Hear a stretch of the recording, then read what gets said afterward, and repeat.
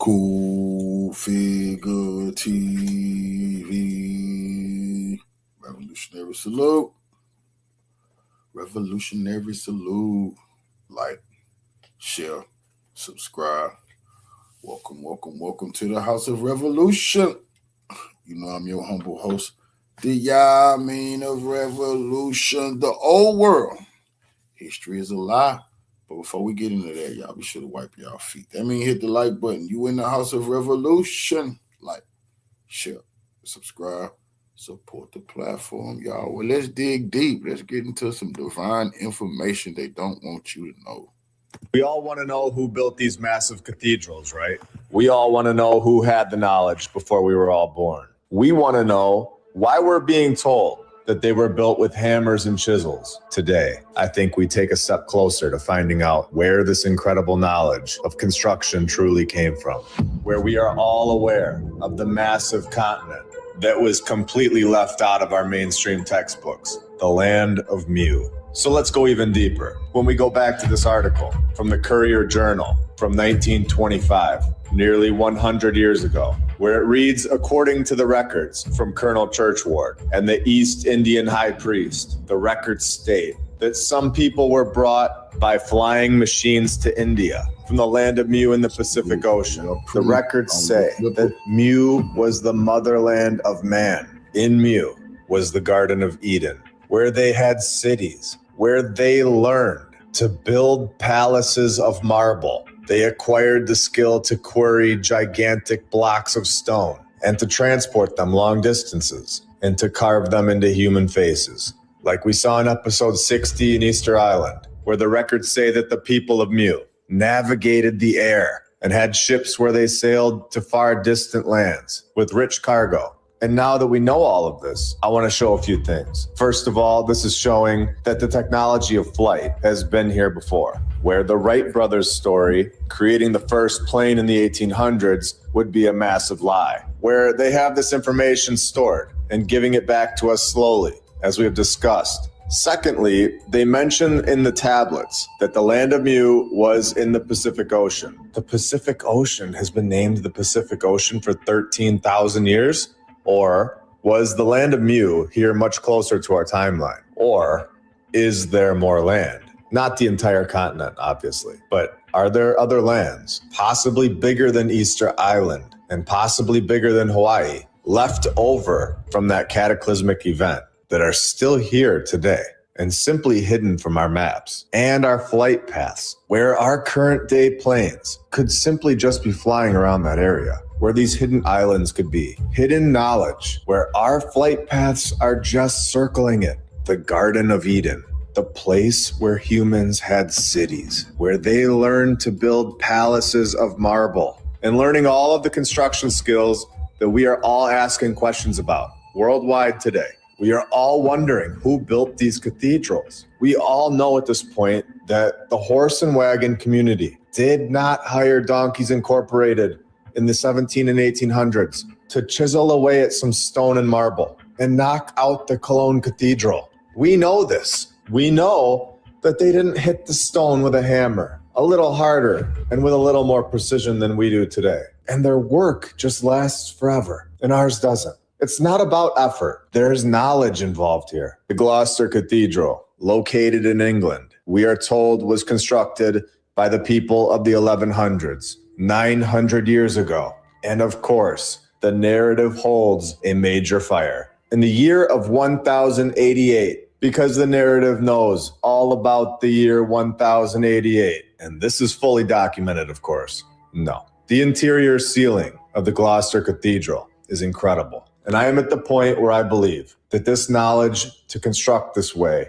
architecture that doesn't fit into our mainstream history at all, of primitive people in huts, no power tools, and zero background on their training processes all over the world. This incredible architecture and construction in every single continent may have come from this continent of Mu, where they seem to have had communication with a higher power, where we are told that this is the Garden of Eden. And it shows through the construction. We have the physical evidence that they were able to construct the massive stone heads at Easter Island. And then we have this, Nan Madol, located on an island called Micronesia, a location that is connected to the land of Mu, connected to Hawaii, and connected to Easter Island, also located in the Pacific Ocean, a once great city of man-made stone islands. The construction of the artificial islets probably started 1,300 years ago. Probably. Maybe. When in reality, in my opinion, it wasn't 1,300 years ago and was much closer to our current timeline, where they go on to say that this was built at the exact same time as the Cathedral of Notre Dame in Paris, where they just eyeballed it, gave it a solid, educated guess. The experts really nailed these dates, where the 12th to the 13th century seems like the winner. So it's very clear that these dates are attempts to fit this place right into their timeline of thousands of years. And what is with these maps? A quick break to talk about something I've just started using, Rumble Wallet. If you've ever been curious about buying and investing in crypto, Bitcoin, stable coins, USAT, or even goldbacks, is a technology provider only. And learned how to transport them long distances, and also learned how to carve stone, where we are told that they built huge stone buildings. And then they show us these depictions of it in the mainstream history, like it was actually constructed in the water, like this. When we know that it was built on land, built on the continent of Mu, it wasn't originally in the water like this. In legend, we are told that the builders lifted the huge stones with the aid of a flying dragon. So we definitely have something very interesting going on here in the Pacific Ocean, where Colonel Churchward claimed that the civilization of Mu was technologically more advanced than we are today. And is this not exactly what we're saying today? A civilization that was here before us, that we are not being told about in our mainstream history classes, that was much more advanced, with so much more technology than we have today, where we are being given all of this technology back slowly after 1776, where Columbus didn't discover anything and was a fictional character, in my opinion, when the previous civilization before us didn't know of less land than we do today. Instead, they knew about more land than we do today.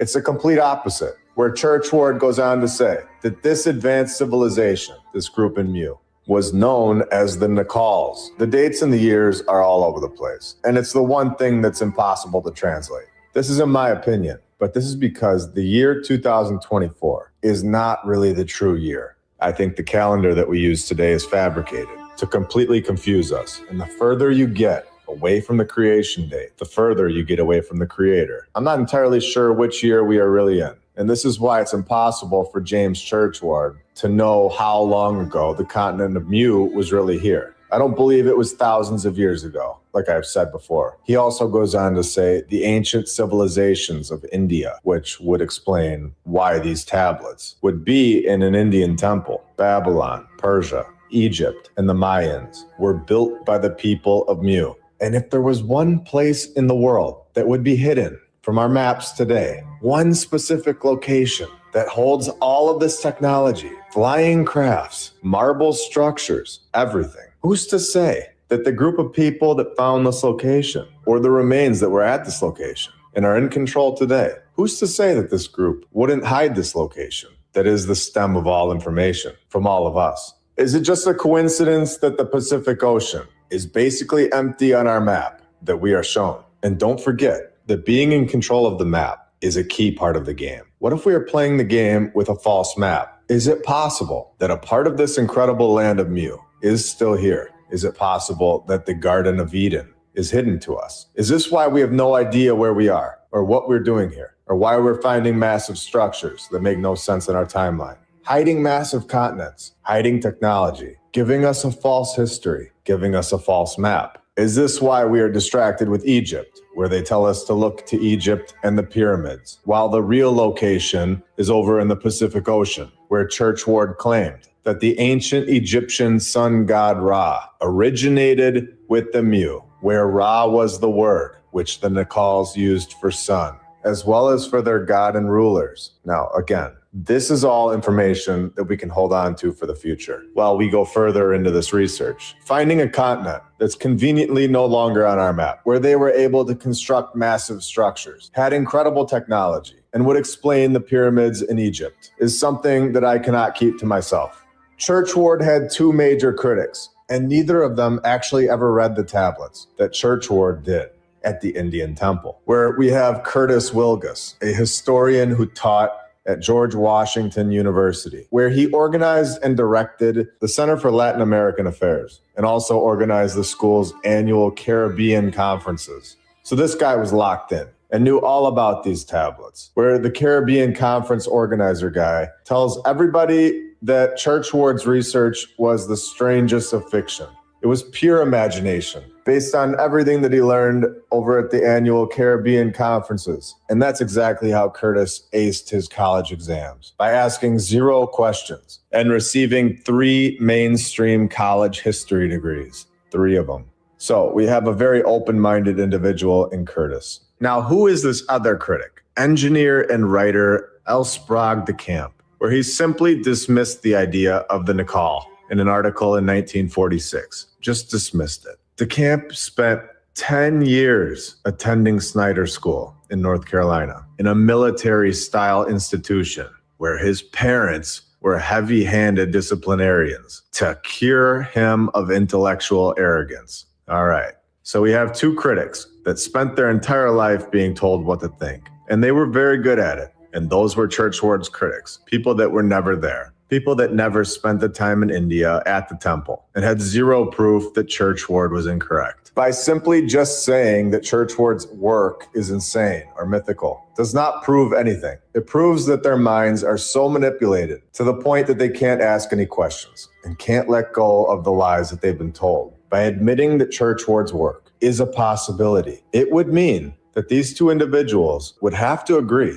that all of their time spent learning one way of thinking and feeling like they knew more than everybody else about human history, everything that they thought was the truth, may have been a waste of time. And for some people, this is extremely difficult, and I can't fully blame them. But at the same time, they need to start asking some questions, and not towards us. We owe them nothing.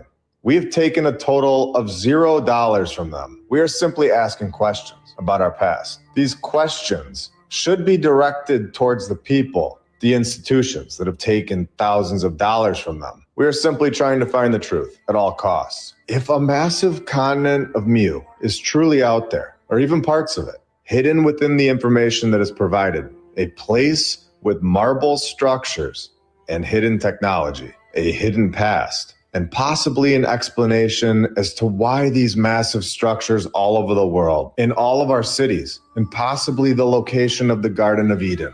I want to know about it. Now that we know that there are basically 0 critics of James Churchward's work, and we have records from 1925 that James Churchward learned more than just hidden history. He also learned, in my opinion, hidden technology from the previous civilization, where James Churchward owned over 100 patents. Now, I want to go even deeper. James was a soldier. He was stationed in India, where he became close friends with an elderly monk from a nearby temple, where these documents were in a secret archive in the temple. The priest or monk taught Churchward the language called Nacal, by which the tablets were written. And we know that according to Churchward's work, these were the people that lived in the continent of Mu. And the part that I find interesting is that the location of where James was stationed, the location of where this temple is located, is wiped out from our database. The fact that we cannot look up where he was based, hiding his location as colonel, proves to me that they want this information gone and hidden. As if the British government doesn't know or has lost the records of where they stationed one of their soldiers. He was stationed in India for decades, and this location of this temple is now hidden from us. Finding a continent in the middle of the Pacific Ocean was not a part of the plan. I believe that James Churchward messed up the mainstream narrative when he spoke to that elder. Having an advanced civilization that was here before us does not at all fit into the narrative that we created the first plane, the first train, the first car, the first phone, TV, the light bulb, and the rest. All in the 1800s. It would make sense that all of our worldwide technological information would all stem from the Garden of Eden, or in other words, the beginning place, a branch off to Egypt, India, Mexico, Asia, and the rest of the world. having an advanced civilization that was here before us does not fit into the narrative that today we have the best construction processes. And it honestly disproves the evolution theory. It shows that we are not evolving and advancing. We are simply growing as we are allowed to grow. We are as advanced as we are allowed to be. And this is what James Churchward proved. And this is when this article clears up a lot for us. When James did not go to India with the intentions of learning any of this information. He was stationed in India and was in charge of the old priest. James was in charge of the priest. This was his role. This priest was one of the three most highly learned priests of India. Secretly stored in the archives of the temple were hundreds of clay tablets. The old rishi or priest became highly attached to James Churchward and taught him the key to the ancient alphabet. So this priest or rishi taught James this information and then showed him secret tablets. And then we actually have these massive heads at Easter Island. We actually have the structures at Nan Madol. We have physical proof that backs James Churchward's narrative up. You can physically go there and see it for yourself. So the location of this temple in India, where James was based for years, is wiped out from our knowledge. But we all know that if there is a temple out there in India with hundreds of hidden tablets that hold incredible knowledge, then there most likely is more than one. Who else has hidden knowledge that holds our true history, just waiting for us all to find it? We have located a map that is no longer here, but we have found a photo of it, and I'm going to show it to the world today. We are given a mainstream narrative, force-fed a narrative from day one, and on average, given more money for the rest of our lives if you continue through this indoctrination program, this system, longer than everybody else, and call it college. We are told these narratives for decades, molding our minds to believe that cathedrals, such as the Hereford Cathedral, was completed in the year 1250, 774 years ago, where we have shown that the mainstream narrative tells us that basically nobody was even here, telling us that the population of nobody was so much more advanced than billions of people that we have today, while at the same time telling us that we are evolving and advancing. A population of basically nobody, knocking out palaces with zero training programs, no lights, no power tools, nothing. And then these palaces are here before us today, looking better than ever, looking better than anything we construct today. Go inside one of them, and you will feel its presence, that they are much more than we are told. We are given a narrative that holds keys that we have found right here on this channel. We have exposed these patterns to the whole world. We have shown that these narratives all over the world are created by the same source. These keys are given to us. And in my opinion, they have always been here, where they were just waiting to see who could find them. I think this is a game, and lucky for us, it's a game that we are very good at. When we dig deeper into this Hereford Cathedral, and we find that its origins held an even earlier church, where the new church had a very short life, of course, for it was plundered and burned down in 1056. It was not, however, destroyed until its custodians had offered vigorous resistance. So we get the fire knot, and now we know that it's time to go deeper and show that this cathedral was built by an extremely advanced civilization, one that we are not being told about, one that constructed these incredible structures all over the world, a population that was much bigger than what we have today, a population that didn't ride around on donkeys. They fully understood how to construct a palace that lasts forever. After hitting the chisel with a hammer all day long, they did not go over to their horse parking spot, where the horse was just standing all day long. They did not ride their horse home and sleep in a wooden shed.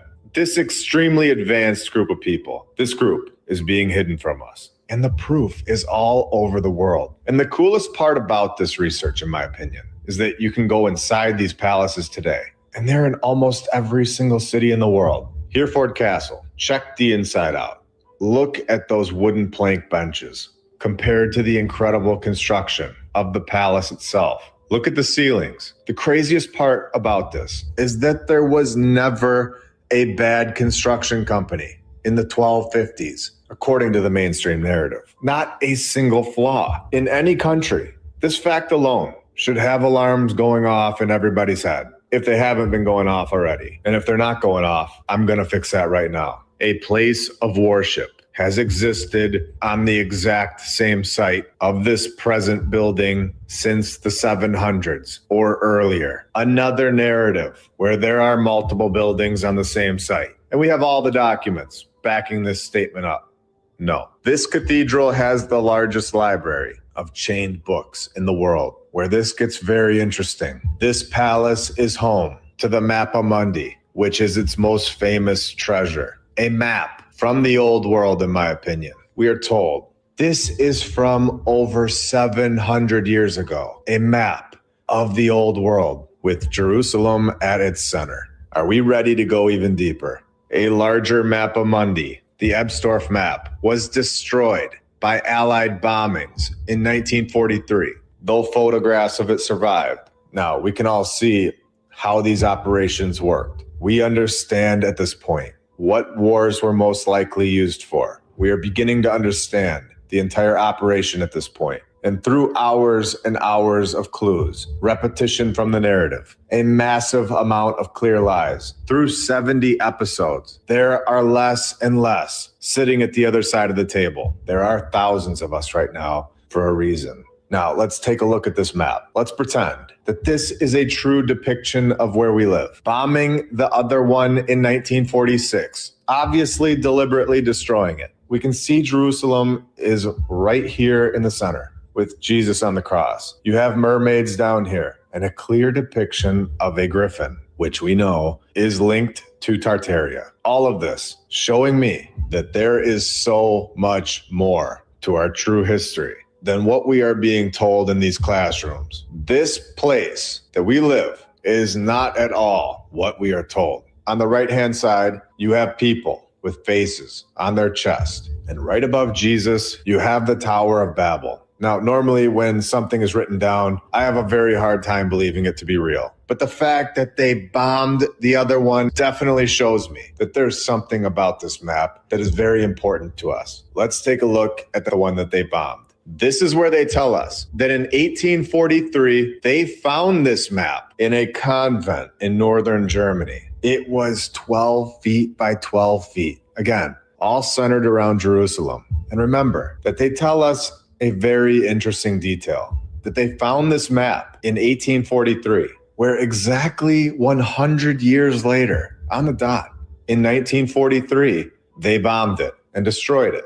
During the Allied bombings. All of this happening during our current civilization, wiping out possibly the true history, possibly the true map. If this place that we live is really centered around Jerusalem, and in 1946, the narrative changed, bombing this map and possibly other things inside that building that would have given a lot of stuff away to us, which was, of course, also in northern Germany, where you can begin to put the pieces together. But you can see what this bombing was, in my opinion, all about. 1946, Germany. The map is gone. This man, a German aerospace engineer and space architect, member of the party that I'm not going to say, so we can keep going. He was the leading figure in development of rocket technology in, you guessed it, where he also worked with a guy named Walt.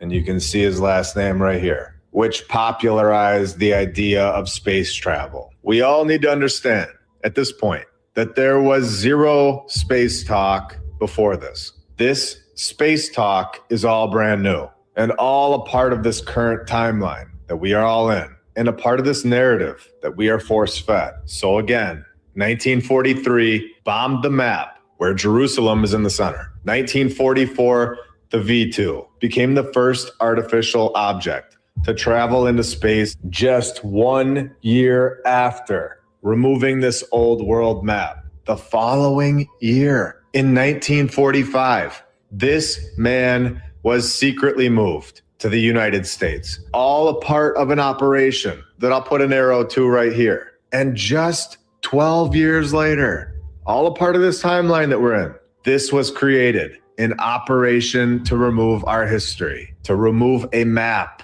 and give us this new one. We have found evidence, in my opinion, that it is very clear that within this game that we are all a part of, we are not given the true map to this game, which we have shown a few times now. Is it possible that Jerusalem is the true center of our map and has changed hands not as long ago as we are all told? The map is based on earlier maps, including the Psalter world map, which we are told yet again that Jerusalem is the center of the map. This one being held in the British Library, which was drawn around 1260, but we have no idea who drew it.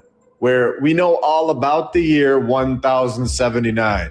We know all about the year 794, where some character was beheaded, where Offa had supposedly consented to give his daughter to Ethelbert in marriage. Why he changed his mind and deprived him of his head, historians do not know. Now, I show this because it's entertaining to me that the narrative gives us these detailed stories from the year 794, but then leave out the most important details of a groundbreaking map, or can't tell us who built the buildings in 1900, like we've shown in episode 33. And we just emailed them and they couldn't tell us. Going back to this map that was bombed in 1946, I'm going to zoom in on it and show you all that there were no huts. There were no plastic siding houses. Every single depiction is of a palace. Palace after palace after palace across the entire map. And there are a few that remain today. And these are the buildings that we are discussing on this channel. The ones that remain. But we can clearly see that there were so many more that have been removed from our view. I'll scroll around a little so you can all get a good look at this map that is gone now. And then I'm going to show you what I believe is a depiction of the exit to our current map, the one that is being hidden from us. Down here at the bottom left, there is a massive opening where I think that this is definitely part of the reason for trapping our minds and telling us that we are trapped on a ball, flying through space, where, remember, this is a brand new idea, and we all know whose idea it was. We have shown that in this episode. And now there is nowhere to go, where if these maps that have been destroyed are true, then there would be openings, possibly leading to more land, which coincides with this treaty that was introduced in 1959, the exact years that we are talking about here, destroying this map. 1945, an operation to bring over Walt's friend to the USA. In 1958, we get this group. And 1 year later, in 1959, we get this treaty. Now, this treaty is the only thing in the world that all of these countries can agree on, which should show you that there is something very interesting about it. So just remember that while there are things going on in the world, countries that we are told that they don't like each other, they still agree on something. And this is something that hides a massive truth from all of us. Tonight is not only our greatest living explorer, but he's been an inspiration to countless Americans. Admiral Byrd, you've been to both the North Pole and the South Pole. Is there any unexplored land left on this earth that might appeal to adventurous young Americans? Yes, there is. This treaty covers the area south of the 60th degree south latitude, which means that you just can't get on a boat and set sail and go to Antarctica and see these openings on this map where they tell us that all Antarctica-bound expeditions must be authorized by the operator's own country or the vessel's flag state, where heavy fines can result from non-authorized visits to Antarctica. Would you like to see the openings in our map? A massive operation shut this down in the mid-1900s. And now we have further evidence of this. Again, I do believe that all of this information is here for us to find it. I think this is all available to us. As long as this is something that we want to know. It's all very clear. The more truth that you know, it all makes more and more sense. And it all lines up exactly how the truth always does. While a lie is all over the place. I've said this before. but I do think it's possible that they are waiting to see who can find this information. They've left it out there for those that look. The word medieval, in my eyes, is another word for the old world. They explain the narrative away by simply calling it medieval. So let's remember this going forward. Right on their website, the Hereford Cathedral tells us that the medieval cathedral was not monastic. They even tell us that the map that they hold inside this place, the map that we discussed today, is one of the world's unique medieval treasures. Our timeline starts around 1700 and then spikes in the 1800s with massive operations going on in the 1800s. All in my opinion, of course, based on everything that we have seen. But this is why I always check the 1800s for major destruction projects of these incredible palaces. Oh, wait, did I say destruction? I meant restoration. When you go to the mid-1800s yet again, we have the exact same narrative here. 1841 to 1863, major restoration of the cathedral. A cathedral that did not need our help. In fact, we weren't even given the power tool until 1895. So what major renovations could our horse and wagon friends have truly done to this palace? Do you think it's possible that they removed things that did not fit into our mainstream timeline? Before we go into the bonus, I'm going to show you this, how I don't believe that the Mappa Mundi has always been here at this location.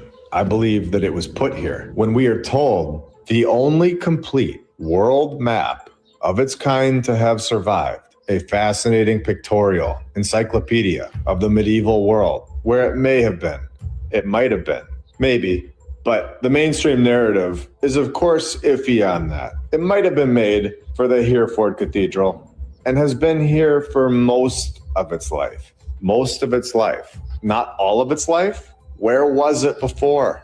Who really made this map? Why was the other one bombed? This is extremely interesting stuff, especially when this is all on their website. And in my opinion, an admission that this was not theirs. This was not there in that palace for its whole life. They even call it medieval, and they have now taken possession of it.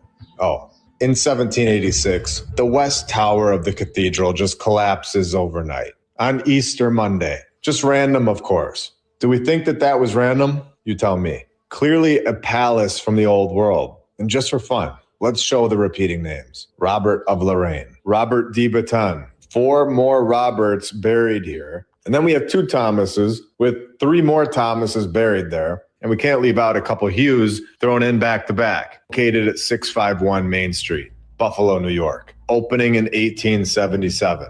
We have the Dr. Ray V. Pierce Palace Hotel, where this gets wild.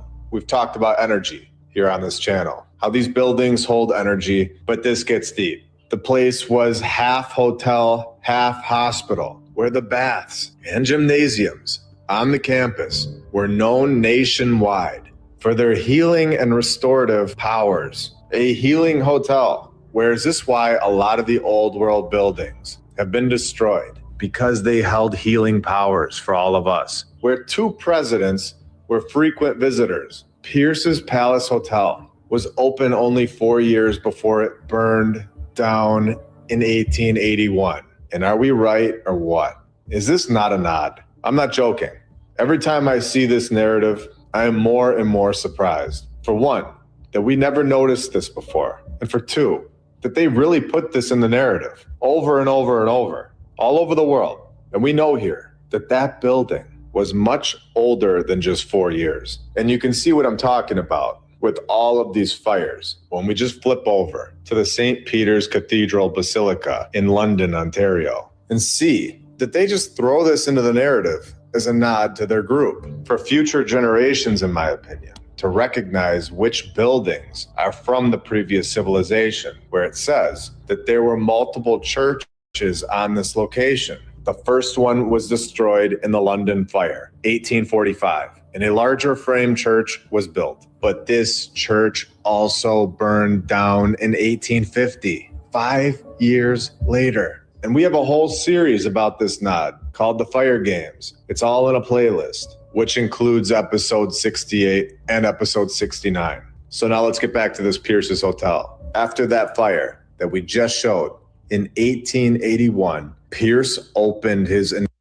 hotel and surgical institute on the 600 block of Main Street, which survived until 1941, where things begin to get interesting. The beginning of the end for the Pierce's Hotel and Surgical Institute likely came to an end in 1939 when the Federal Trade Commission included this cease and desist order in a stipulation.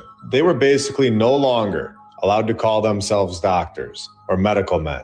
They were no longer able to give medical advice. Not being able to call themselves doctors or call their advice medical advice must have been a lethal blow a little over a year later, where in my opinion, this was the end of this old world medicine, old world healing powers coming to an end when on August 1st, 1941, the Hotel and Surgical Institute discontinued operations, and Pierce, the one that had this knowledge of old world healings, passes away. And 2 years after that, 1944, Kane announced that they would be destroying all of the Pierce's estate's glass work. I was looking at this photo of the Greater Cemetery of Milan, the largest cemetery in Milan, Italy, and thought it was interesting that the 1800s group only seemed to know how to construct columns and incredibly detailed architecture. And as I kept zooming in, it hit me that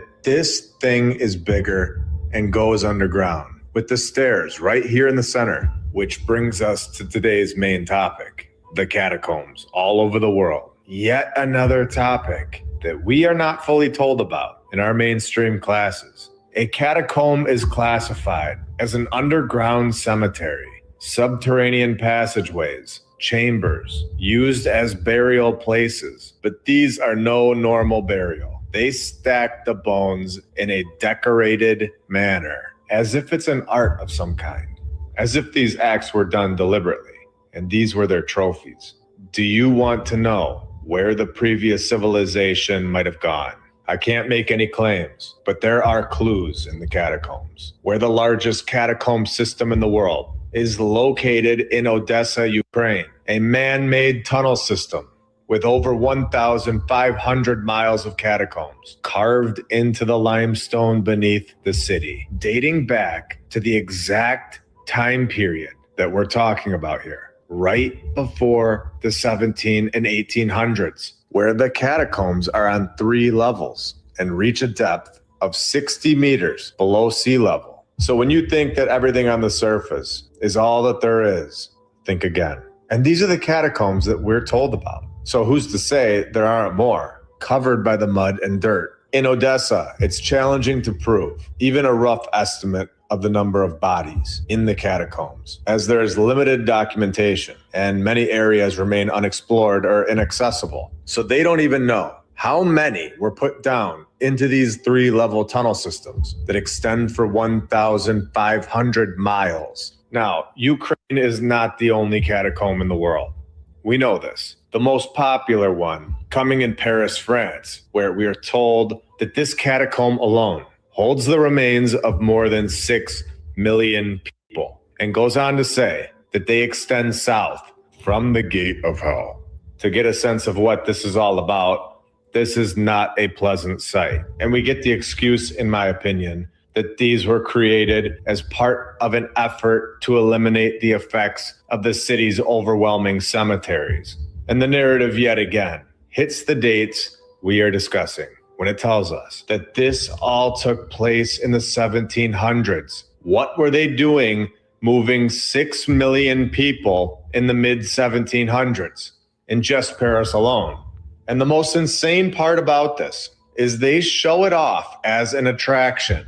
Buy your tickets here and see what they've done, extending to the gate of hell, in their words. This is all information that has been sitting here for a very long time, and all information that we, for some reason, never really looked at collectively. But now is the time for all of us to get a clearer understanding of what really took place in the past. Catacombs all over the world on their website explaining that these go down 131 steps under Paris, France. Tunnels that cover nearly 2,000 acres right below the city that we all walk on, where we can explore about 1 mile of this place when it has 200 miles of bone-lined walls. And yet again, 2 for 2 today, though only a small part is explored and open to the public. So we are getting an understanding that this 6 million total people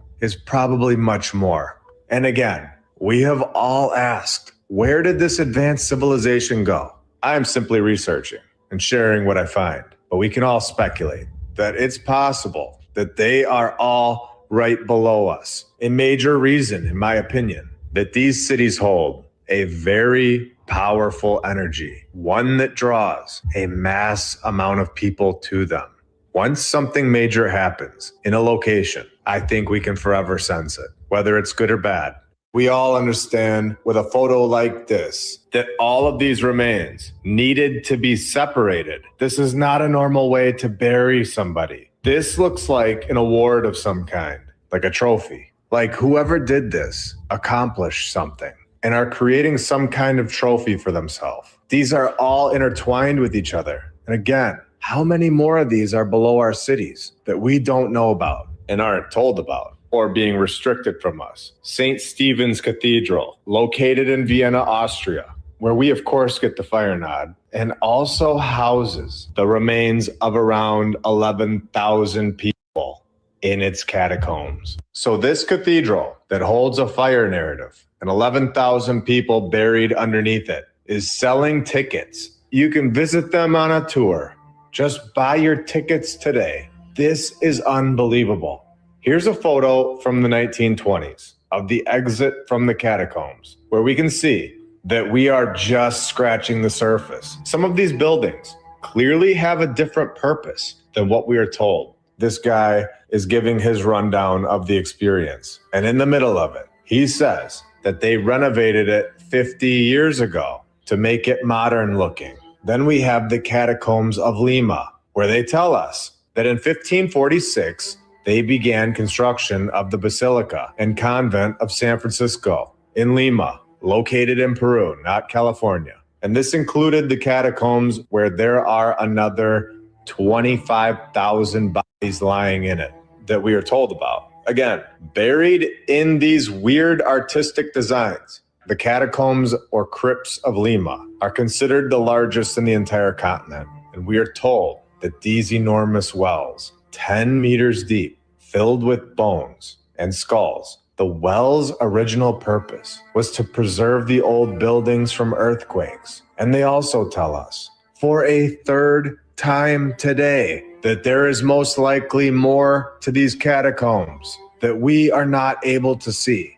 When they say, it is believed that there is a network of paths and secret passages that connect different buildings. Now remember, before 1943, the public was unaware of these catacombs in Lima. So for me to suggest that there are many other catacombs all around the world is a pretty basic suggestion. And remember, the experts of the 1940s figured out exactly who these people were and gave us the full truth about the dates. No. Let's read that first paragraph. The neatly organized bones for geometric patterns in sizable open ossuary just below the floor of the church, monastery, and library. And before 1943, nobody knew that was there. Now, let's ask a question. How many churches around the world have the exact same thing going on underneath the floor that we aren't being told about? Is this the reason that when you walk into these places, you feel a massive presence? We went into New York City. I went inside the St. Patrick's Cathedral, and here's part of the video that I got. Now, I'm not saying there are catacombs under this church, but when I asked this guy at the front in the suit if there was a basement, he looked at me very strange and said, absolutely not. But did let me know something. He gave me information that I needed to hear, and that is that there is supposedly an even older St. Patrick's Cathedral in New York City. And this guy let me know that this one did have catacombs under its floors. Now, if I'm going to speculate at this point, I would say that the one that I was in has catacombs as well, but that's just my opinion. But yet again, sold as an attraction where you get tickets to go and see these bones. And we all know how construction works. There are steps that you have to take in order to build a building. You build the foundation first. This means that the catacombs were constructed before these churches. And then the church is strategically placed on top. Why would a church build on top of these geometrically placed bones of, in my opinion, the previous civilization? And then they profit off of it, selling tickets all over the world, showing it off as an attraction to us. In my opinion, the new population. And who is buying these tickets? And then we have the Brno ossuary, an underground ossuary that were rediscovered in 2001. So this has just been hanging out below the ground for all this time, and we just rediscovered it. I keep saying it, but now knowing this, can you even imagine what is really below our feet? And who did this? Who set all these bones up like this? And yet again, it is under the Church of St. James, where it holds an estimated 50,000 people, making it the second largest ossuary in Europe that we know about. And remember, all of these bones are laid in a pattern, like we've been told, and they are done like this all over the world, not just in Europe, meaning that the same group did this all over the world. And they tell us it's because the graves were too populated. Yet they go on to dismantle the bones and put them into geometric patterns, which makes no sense at all. Why would you randomly do that? It doesn't add up. You would preserve them properly and lay them the way they were found. This feels much deeper than simply transporting due to overpopulation of an area and then building a church right on top of them over and over. So who do they tell us is responsible for placing these bones into geometric patterns? Who did this? According to walksofitaly.com, it was just your everyday quarrymen. You know, those quarrymen just laid human skulls into perfect geometric shapes for fun back in the day. This was their side hobby, of course. No, let's read this. Despite the ritual with which the bones were transferred, the bones had simply been dumped into the tunnels in large heaps. Slowly but surely, the quarrymen lined the walls with tibias and femurs, punctuated with skulls, which form the basis of most of the decorations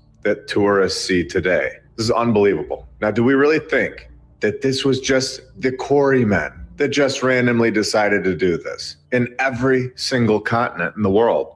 Or do we think that this is a front story for the group that is truly responsible for this? You tell me. And that is just for Paris, France. So what about in Peru?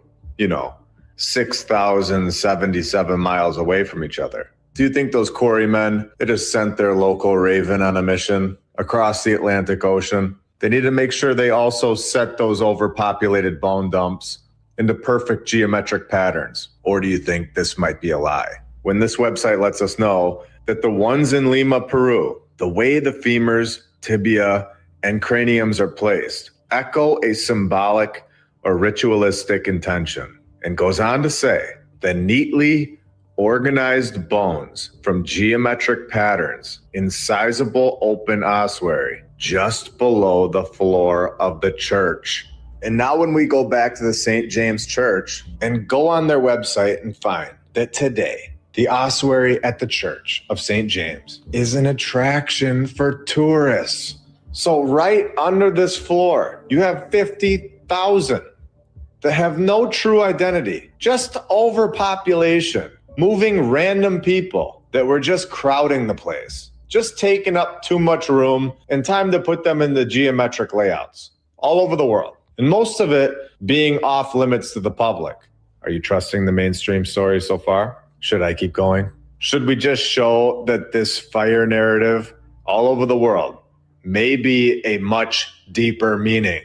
Is this the location where the catacombs are located. Because in 1515, the St. James Church, we are told, that the finished presbytery was affected by the fire that caused the roof to fall in and subsequently destroyed all the altars. Is this the nod showing us the locations of where they are buried? I'm not sure, but we have seen it multiple times now. And things are starting to get very interesting if you ask me. Coded messages, hidden clues, all written within these narratives that have been waiting for us to discover them for years. I've said it before, but it does feel exactly like a game, a puzzle that we are supposed to solve, all within this narrative that we've been given. Clues that when you know what you're looking for, seem to stare at you right in the face. So let's go deeper. Let's take a look at this map. Right here in the center,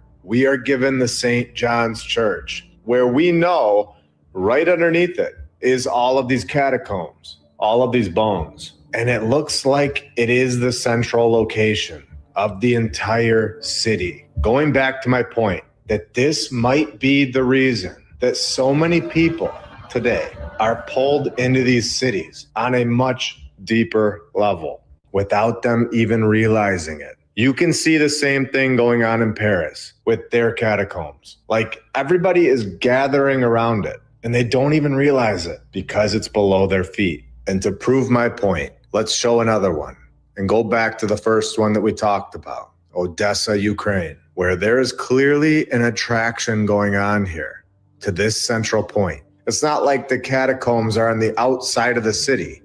They are dead center. Even the old St. Patrick's Cathedral is dead center on this land layout of Lower Manhattan. And the same exact thing with the new one that we saw, went inside of, and will be covering in an upcoming episode. Another centralized catacombs location in Alexandria, Egypt, where the city is circling around it again.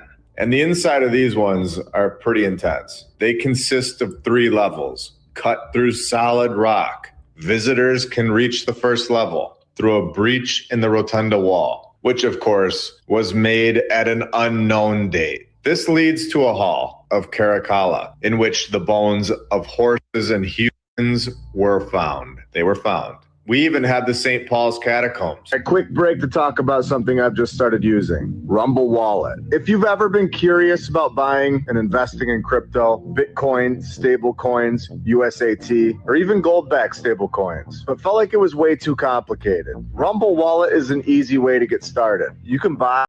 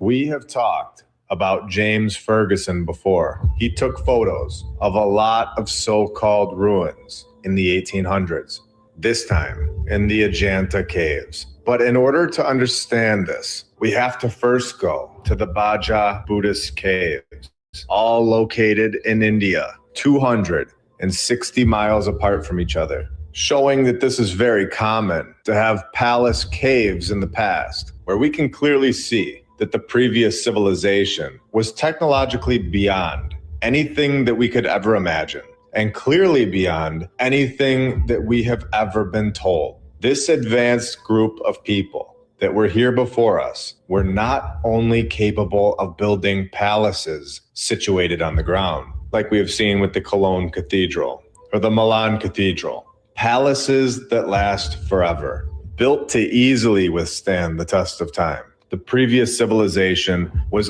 also capable to go into cliffs and carve out palaces within the volcanic rock that extends along a cliff overlooking the Wagora River. And at this point in time, alarms should be going off for all of us. At this point in time, we should all be able to see that there is something massive wrong with what we've been told by the mainstream history. Just because they call them ruins or ancient, this does not simply dismiss why they are here. We can see that there are 22 entrances to this place where they are called caves now. And we know here that it's very possible we're not being told everything, where the good stuff is normally off limits to the public, where we know that, we've seen that, where we know that a few caves, or in my opinion, entrances, have been either destroyed or hidden by dirt. I've found some incredible stuff here, and I'm not holding any of it back. So let's take a look together. Once you enter this cave, you see centralized in the back is a rock-carved ball placed on top of this platform. And you'll definitely want to remember this for later. And they tell us that this is a relic of resident monks, where their names are engraved on the side. But let's be honest and think logically. Me and you could have just wrote our names on the side of this thing last night, telling us that this dates back 2,200 years ago. And we all know how trustworthy that date is at this point. Not only do we have this one that seems to be the main one, but they have all these other ones in another cave nearby. So they were clearly used for something, where some of them connected to the ceiling. And in my opinion, this part has been destroyed, and was very possible that it was an energy source. Because when we go back to the main one, you can see that that one also had this box on top, which is, in my opinion, no longer connected to the ceiling where it once was. Some sort of old world technology here for sure. Incredible stuff. Someone has clearly come in here and destroyed the tops of these structures.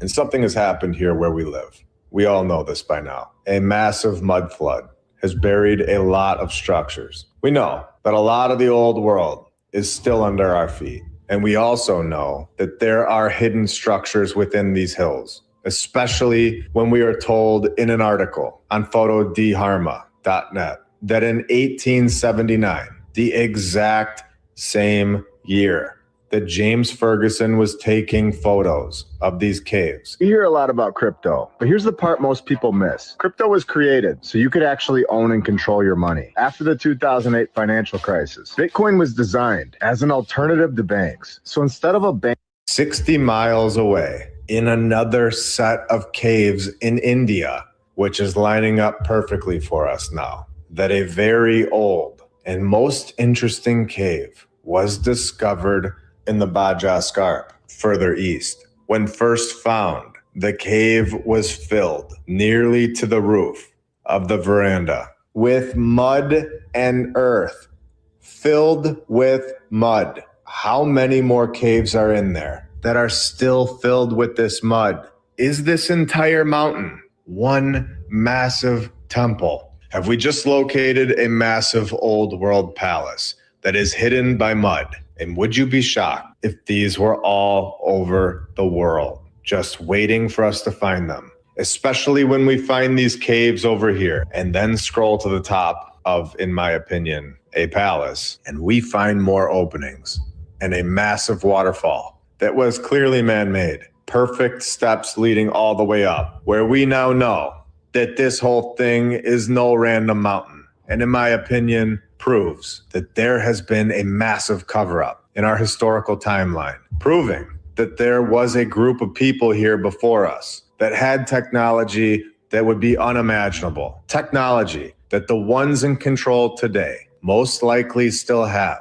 At this point, I can say confidently that in 1895, the power tool was given back to us. That was not the first time the power tool has ever been here. It is officially time for everyone to fully understand that the historical narrative that we are forced fed since day one is not a story for us. It is a story for them. The true story of our past is much, much deeper. and holds a hidden past. Now that we know about the Baja Caves, it's time to go northeast and see what James Ferguson located in the exact same year of 1879. I have found more photographs of it. This one being in the database of Princeton University, tagging it as Cave 26. It's time to show the world that these caves are just entrances to an old world palace that is a much larger structure than we can even imagine, and just being hidden by this dirt. And that these structures are not the only ones in the world, and that there is something significant going on here, something strategic, something that was created by the same group, and something that is clearly being hidden from us today. When we have located Cave 26 on Google Earth, and remember that I said to keep this one in mind from earlier, the one from 260 miles away.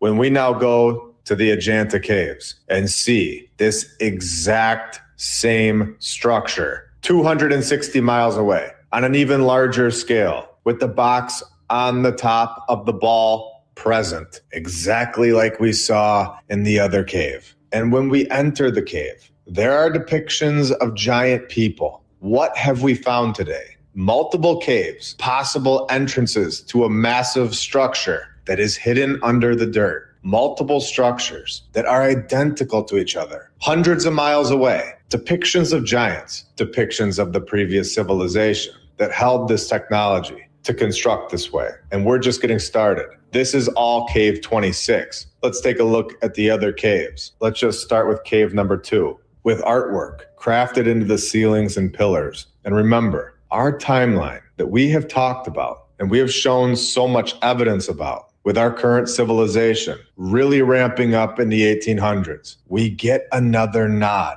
that this is the case. When we are told the origins of these caves, when they were accidentally discovered and brought to Western attention in 1819 by British officer Captain John Smith on a tiger hunting party. Were they tiger hunting or were they going temple hunting with some tigers showing up along the way?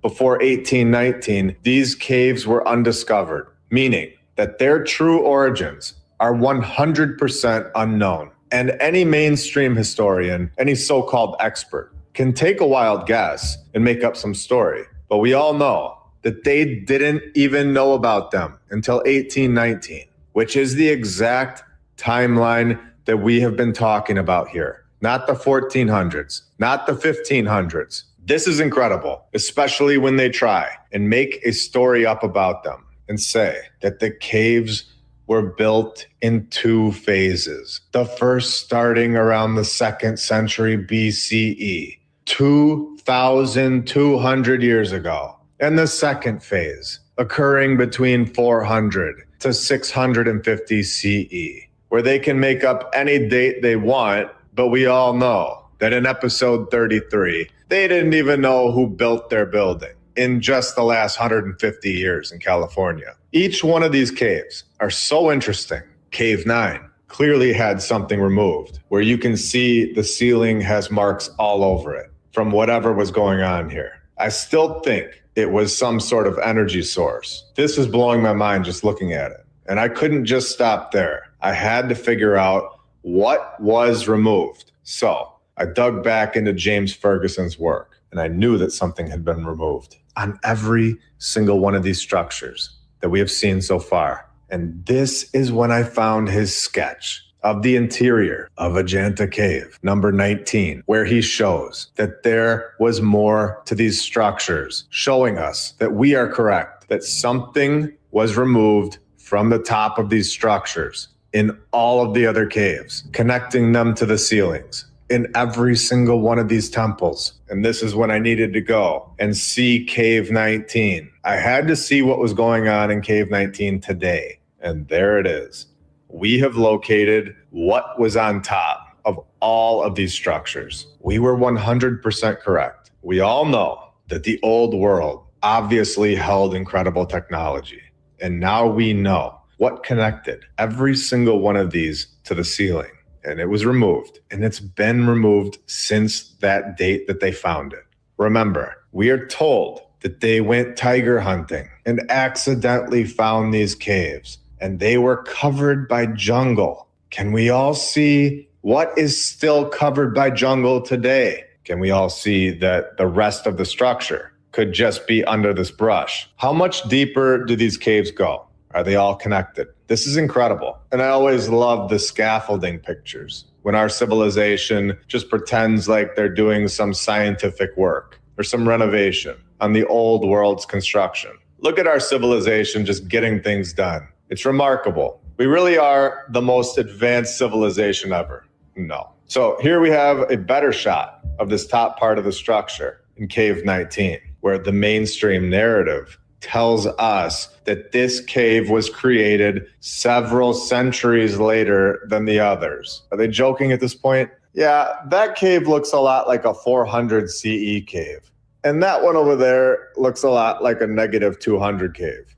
All right, good job, guys. Great work. And then we're told that this is just an umbrella. Could you imagine what is hidden in all of these locations where we think that they are just hills or just a random mountain? Clearly, there is more that we need to discover and take a look at. These caves are tucked under this front layer, but the exposed rock clearly looks like it's been melted, even up here at the top. And when you take a look at all of this and look at this place from a further view, a place that just has random palaces inside of it, you can see that there are so many more so-called mountains or hills that could have these caves hiding under the dirt. And I just want to remind you all of episode 45, when we were told that there is a temple 2 feet below the dirt in Cahokia near St. Louis, where the pyramid in Cahokia at its base is larger than the one in Giza, Egypt. We've seen this. So suggesting that there could be more under all this dirt and grass, all of this jungle, as they like to say, is not far-fetched at all. This is definitely a place that I would love to go there and explore. I would love to see if there is more to these so-called caves, or if they'd allow you to go back there, because we've seen so many times where the public's not allowed to go there. And this is when we are told that after hundreds of years surviving a jungle infestation, Ajanta's ancient wonders are being destroyed by visitors' breath. An article from 2022 says that these caves are under serious threat, not from age, of course, but from the rush of visitors. And we can all see where this is going, can't we? We can all see how they're going to try and block these caves from the general public. And of course, blaming it on the people, where they suggest regulating footfall and higher ticket prices at the main caves so that only serious visitors enter them. You know, the caves that they just found in 1819. And to show you all how incredible this all is, I'm going to close this off by showing you that there are so many caves, just like the 2 that we have seen today, that are exactly like this across India alone. Just 60 miles away, we have the Ellora Caves, where the Ellora Caves will hold its own episode in the near future. The Badami Caves, where yet again, we have this hill that clearly looks like it's somehow been melted on the side and was possibly once a palace. The Canary Caves, where we get yet again the exact same thing that we have seen in multiple caves today. We get the columns to the left and right, and then we get this structure in the center with the top part removed again. This time, just north of Mumbai, 80 miles apart from the Baji Caves that we talked about in the beginning of this episode, holding even more depictions of giant humans, or even the Badami Cave temples, all located in India. This time, further south, where we get the same sort of thing, where the entire structure looks like it's been melted, besides the entrance. You can even see at the top left, where it seems like part of it right there survived. And in my opinion, it would be more probable that this was one massive structure, rather than people just chiseling this out perfectly, over and over, all over India, with the final result and what we see today just looking like a cave. Take a look at this thing. Does this look like it was chiseled out of the rock, Or does it look like it was built and the face of it is simply melted? Let me know in the comments below. And here we have a great photo where the caves are in the background and our civilization's construction is down here at the bottom to really show off that evolving and advancing thing that they keep telling us about.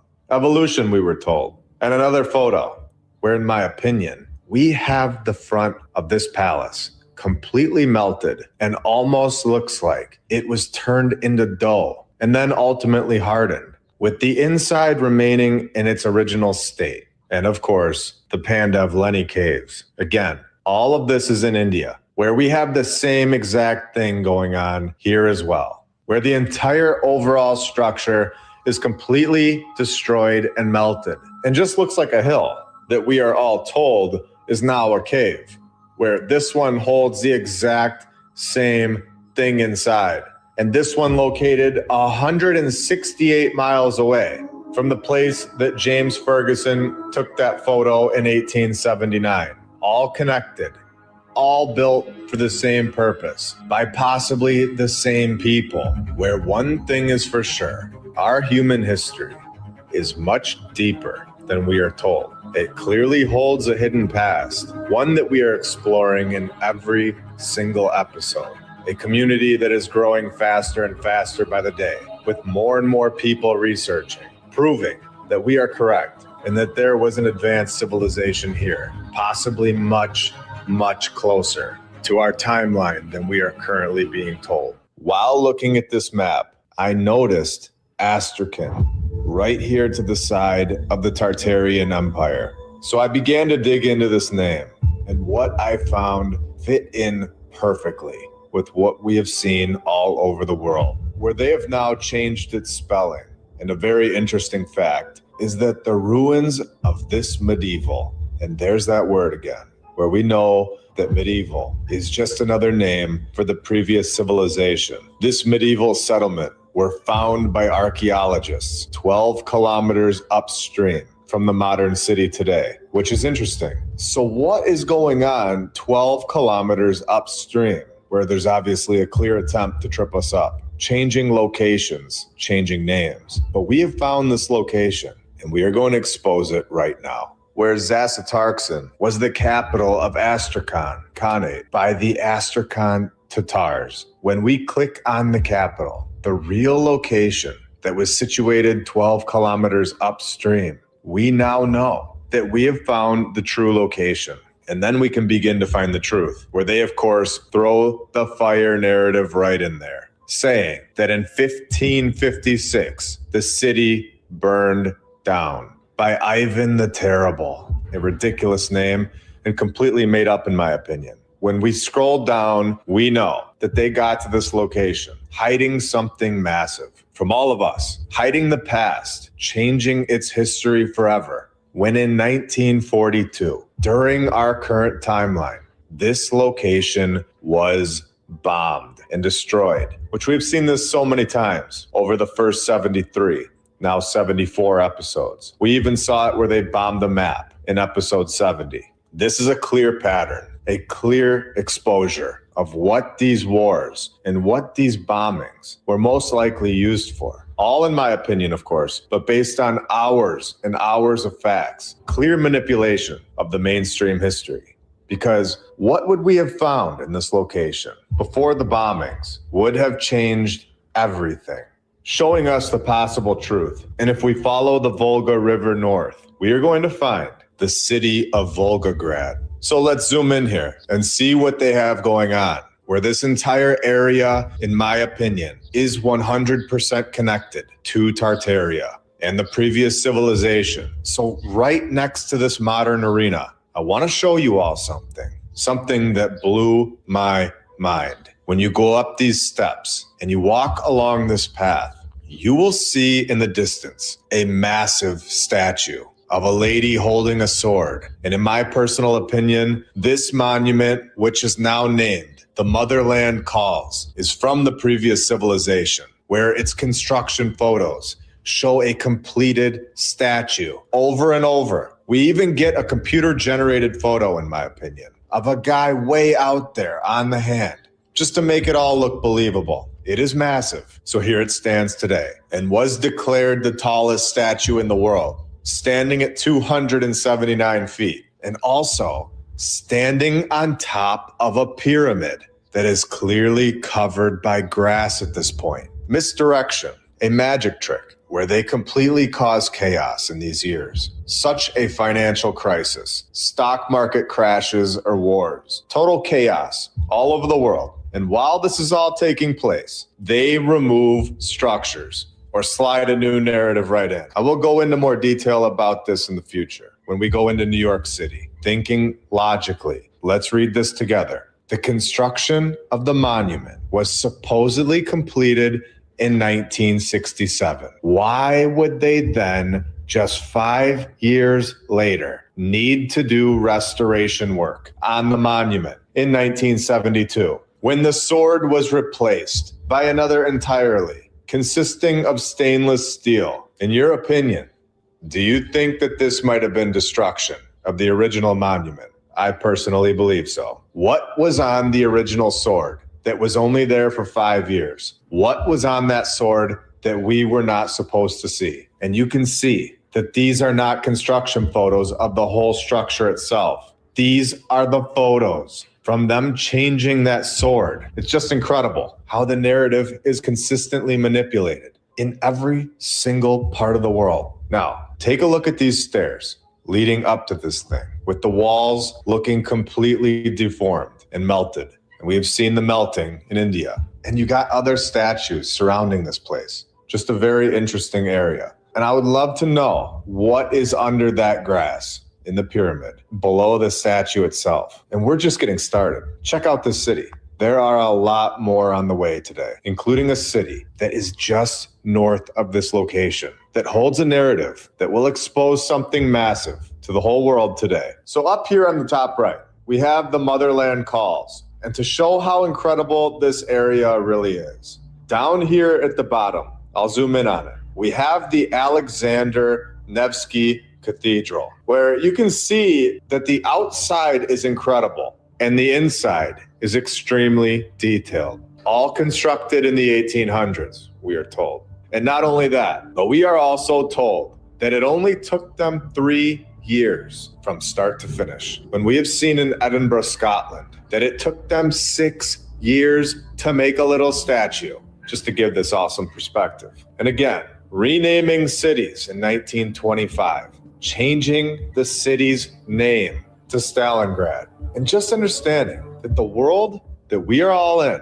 right now is so much more incredible than we are told, with the true history, in my opinion, being that a very powerful, extremely advanced group of people lived here where we are today, constructing massive palaces, leaving all of their work behind, and leaving it behind for all of us to see. With these wars and destruction taking place all in the 18 and 1900s, destroying most of it to hide this incredible civilization from us, and rewriting the history worldwide, holding the exact same nods, the exact same clues of the game in every single country, all pulling the strings and working together. Is it possible it's all for confusion and misdirection, all for their benefit, trapping our minds for so long? And during World War II, Axis forces attacked the city, leading to the Battle of Stalingrad, arguably the largest and bloodiest battle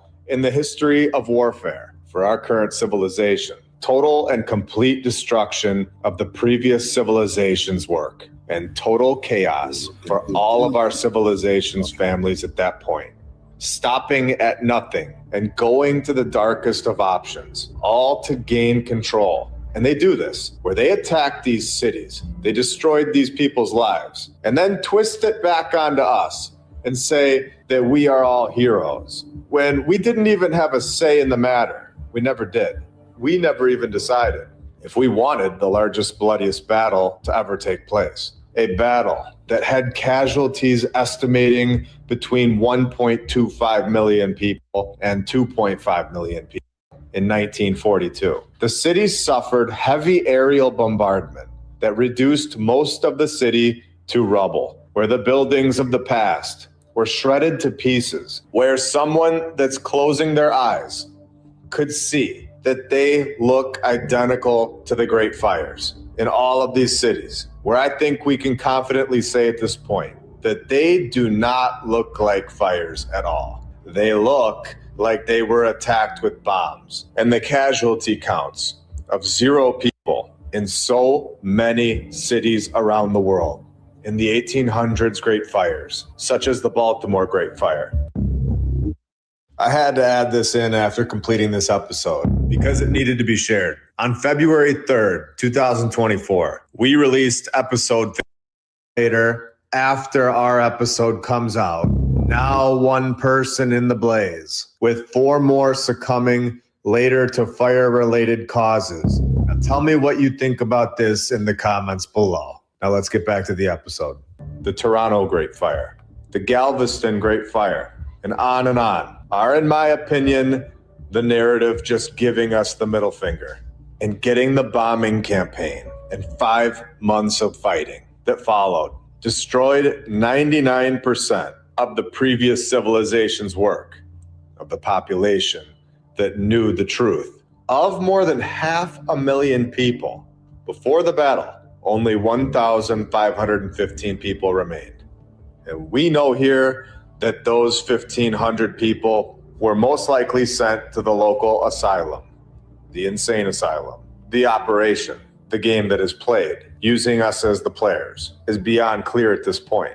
We've gone over this multiple times, covering the insane asylums as well as the orphan asylums. You can check episode 52 out if you're interested in that. The Germans called this city hell on earth. And in order to find answers, we have to ask questions and be open-minded. With War Under the Ground, where we have shown with our tunnel episodes, our catacomb episodes, that there is just so much more going on under the ground than we can see. We fully understand at this point when they go on to say, yes, they fought at Stalingrad and underground dungeons, destruction of the previous civilization's underground work, telling us that there is at least 150 kilometers of tunnels underground with stable stone arches with the width of 2 horse-drawn carts, massive tunnels.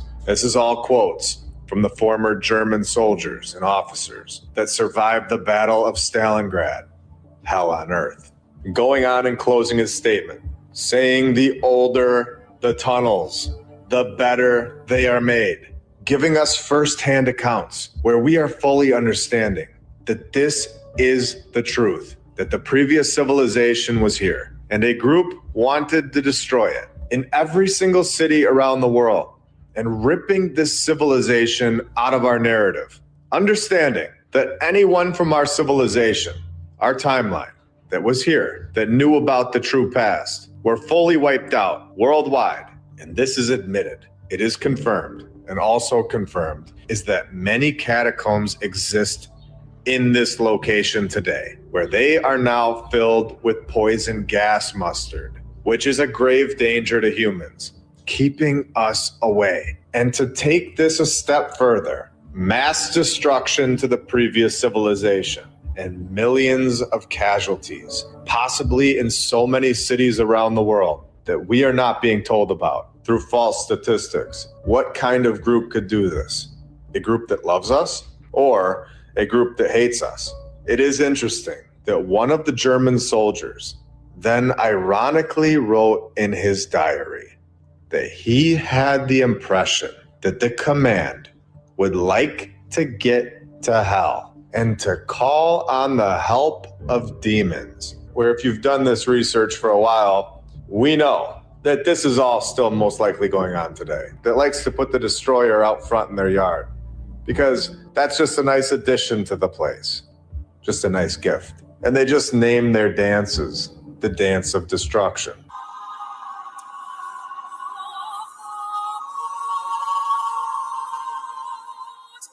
And this is all very normal stuff. Any of us would have done it. No. And did any of us agree that we all want them smashing particles together? Because I must have missed that meeting. Switching back to the 1943 veteran, A group that we are told in his diary that wants to get the help of demons, a group that performed mass murder through bombings, calling it wars, and total destruction of the past, destruction of the buildings that were always meant for us. It's very interesting. A group that seems like they might be in a little season. So we'll get into that soon. If you've been following me closely on X, you will know what's on the way.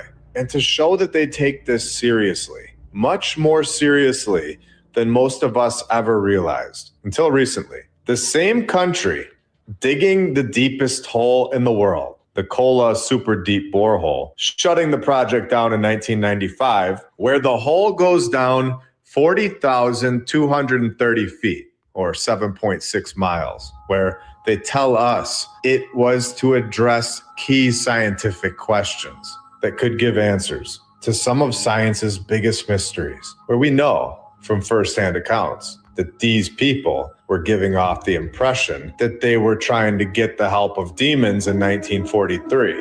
And 11 years later, they start smashing particles together, trying to find the God particle, which they say they finally discovered on July 4th, 2012, which was right at the buzzer. Well, 1954, this starts. 4 years later, this group, with the help of this guy, where we know that he wasn't a part of the group of love, then 12 years later, they start digging and trying to get to hell. And remember, this is the exact years that we have discussed so many times with every episode, making this whole picture clearer and clearer. So switching gears, we are going to travel to Ethiopia and check out this monolithic church, now being called the Abunia Matica, and it's not your everyday church.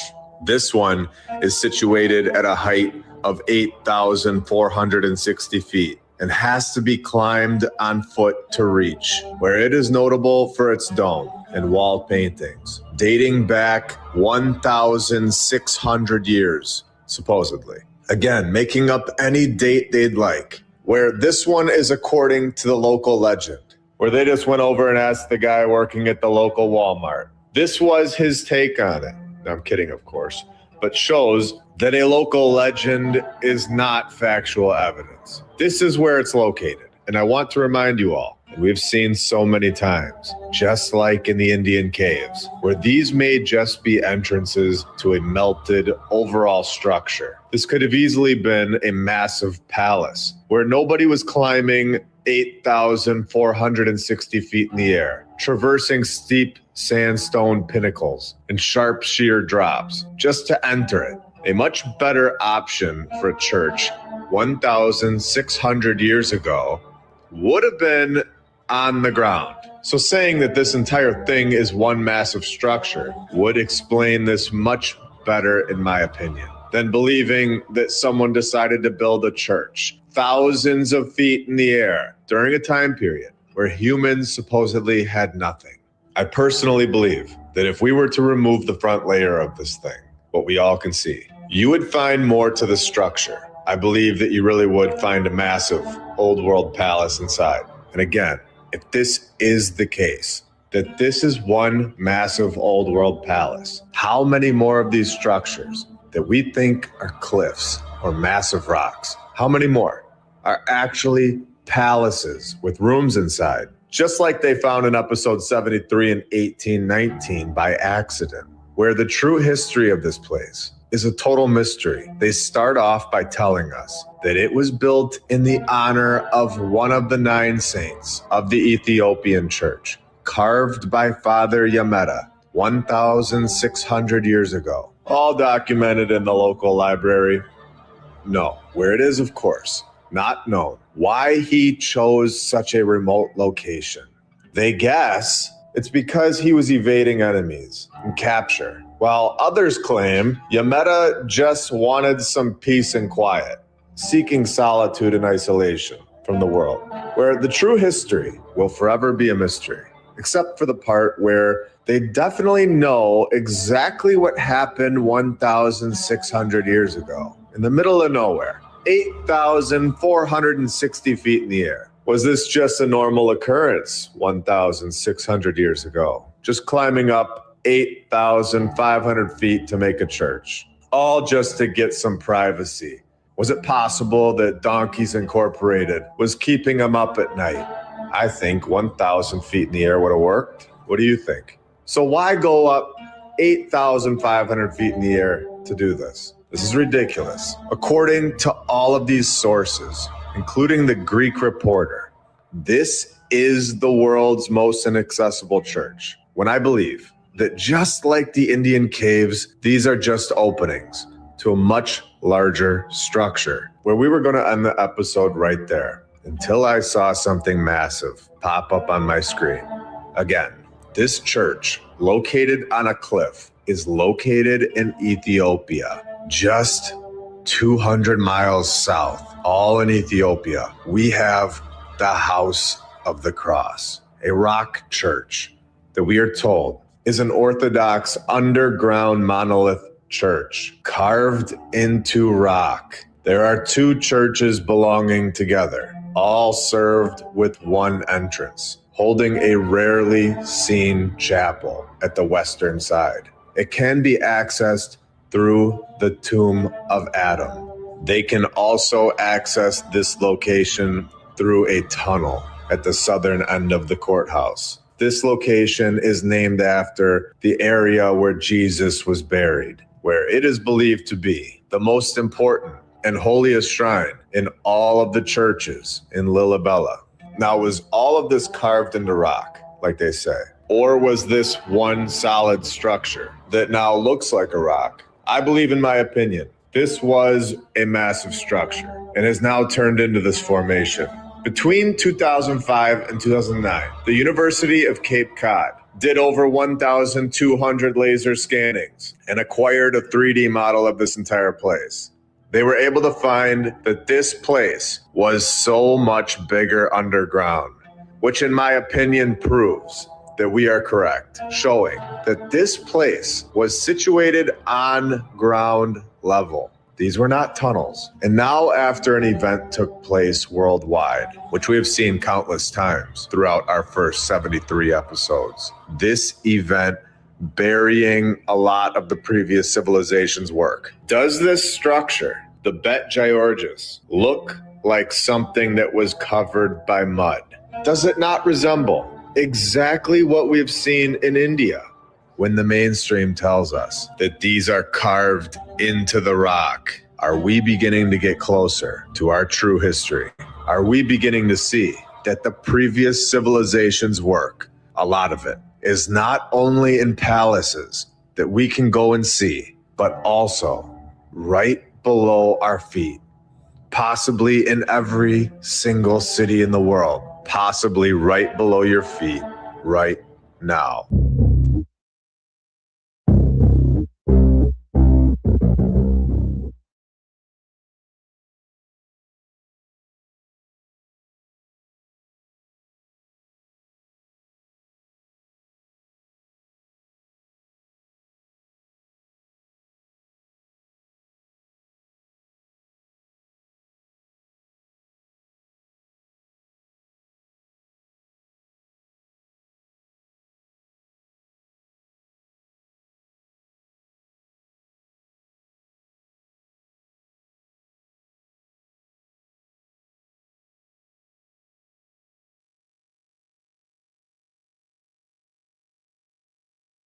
Do you remember what we found in Lalibela today?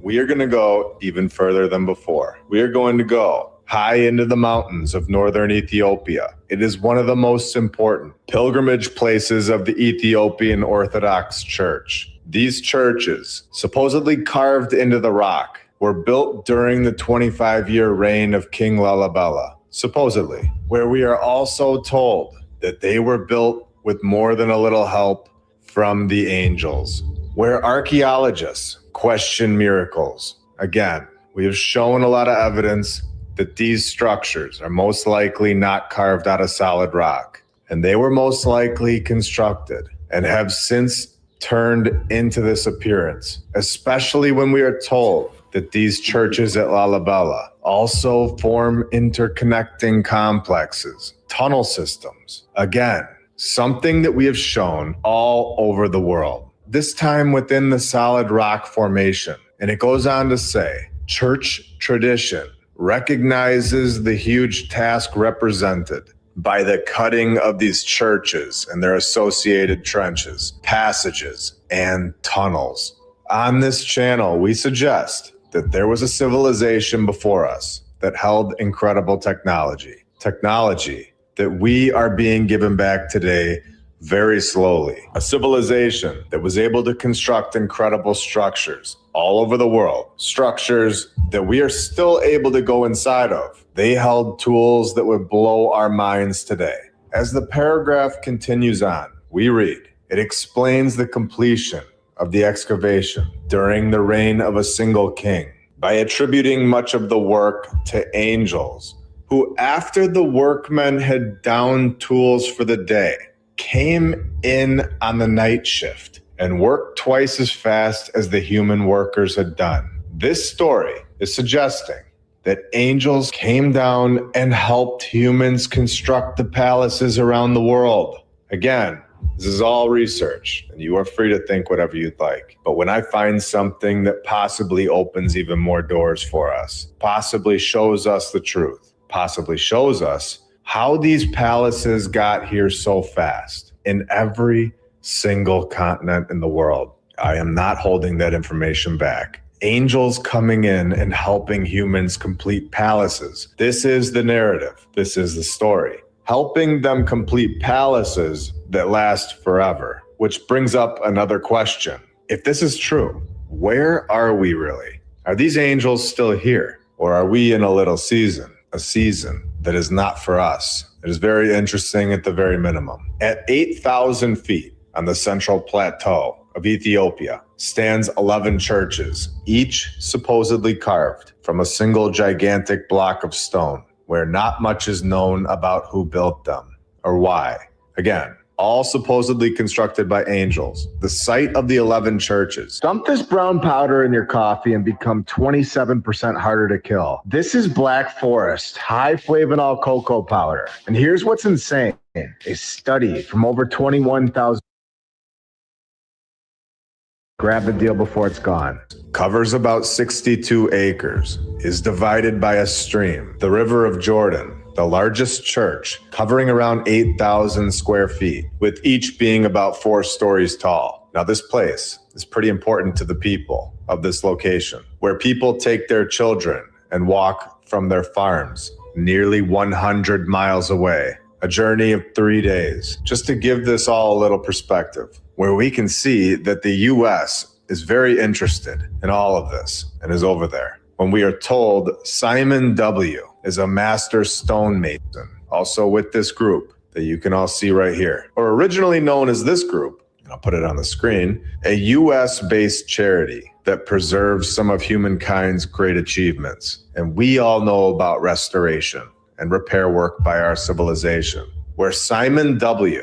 has repaired European cathedrals and Roman antiquities. Where do any of us really want this guy near this site? You tell me. And it goes on to say that Lalibela is more complicated because of the sincere belief that angels worked this stone. It's very interesting. Does this mean that they cannot touch this location because the people are standing up for it? And the truth of this location is known among the people, that angels helped in the construction, where they were not able to just come in and make up some ridiculous narrative like they do all over the world, saying that the master prisoners were responsible for the work, even though they had zero training. And then they hired a guy with his son, and then it burns down. Yet it's still here with no fire damage. And we've seen this in every single continent. This is much deeper than I expected this to go. But again, if I find something in this research, keys that could unlock more for us and take this research even further, I know that it's important to share it, and I'm going to do it. Scott P. asked Simon W. Simon, you can't actually cut this stone in order to fit a new piece in, because the stone you would be cutting is sacred. And Simon W. replied, yeah, that was one of the first big issues that I came across. An issue. In his words, this is an issue. An issue is that he cannot cut the sacred stone. This is what he wants to do. He wants to cut the sacred stone and replace it with new ones. Very interesting. when it has been there for centuries, and we all know that this does not need our help. And he continues on to say, if we ever had to drill a hole in it.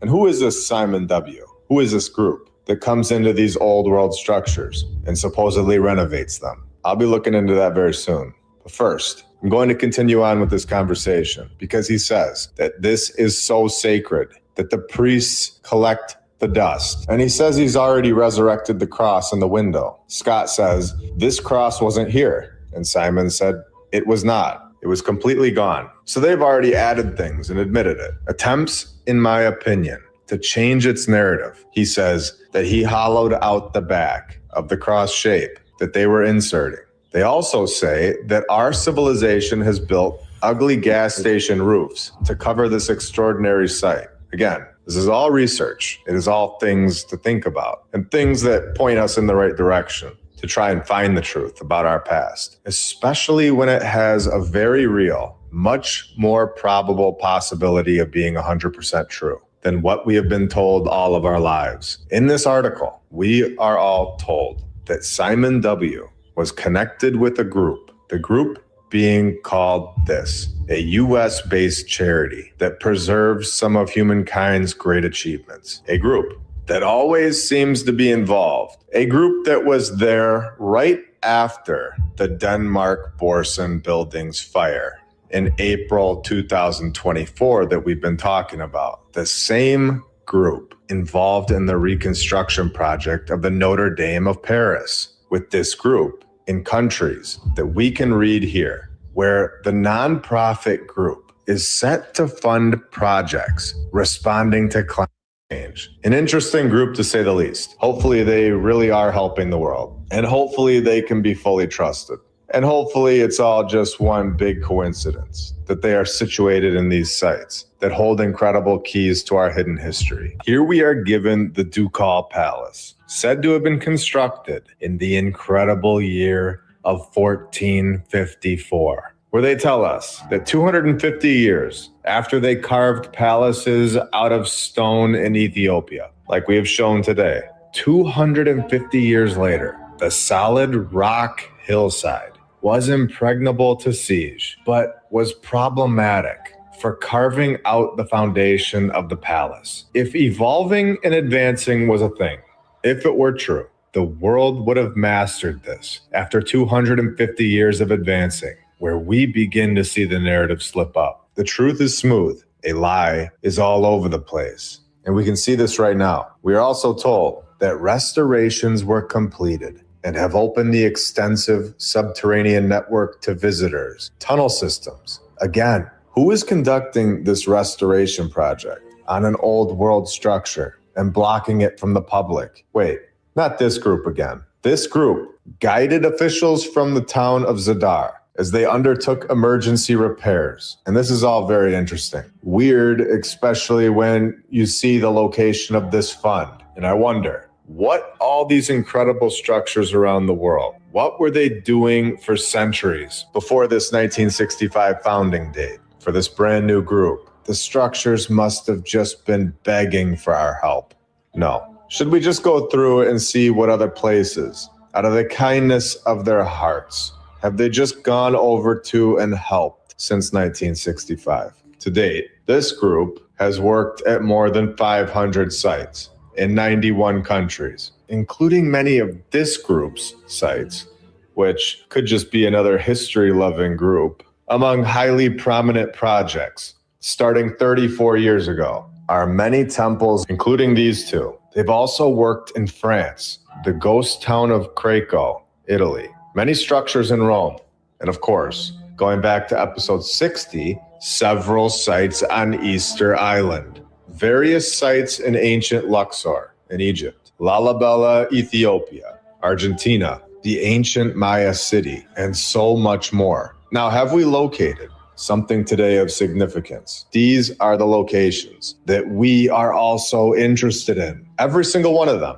which I'm guessing is no coincidence. I guess it's nice to know that we have a group or two that really want to help preserve the buildings that we're all interested in. It's nice to know that they were there on the scene of the fire in Denmark, faster than anyone that was even there restoring the place. And also very strange that this news group titles this "Denmark Endures Its Own Notre Dame Devastation," when we know which group helped repair both structures. We also know that this fire took place on April 16th. You don't find it odd that they are connecting these buildings through the news. You don't find it odd that these two old world structures, they both burned down on April 16th. I'm going to ask you, do you believe in coincidences? So James A.G., founder of this group, on their website, which I can post on X if you'd like it, we are told, visited Easter Island, the location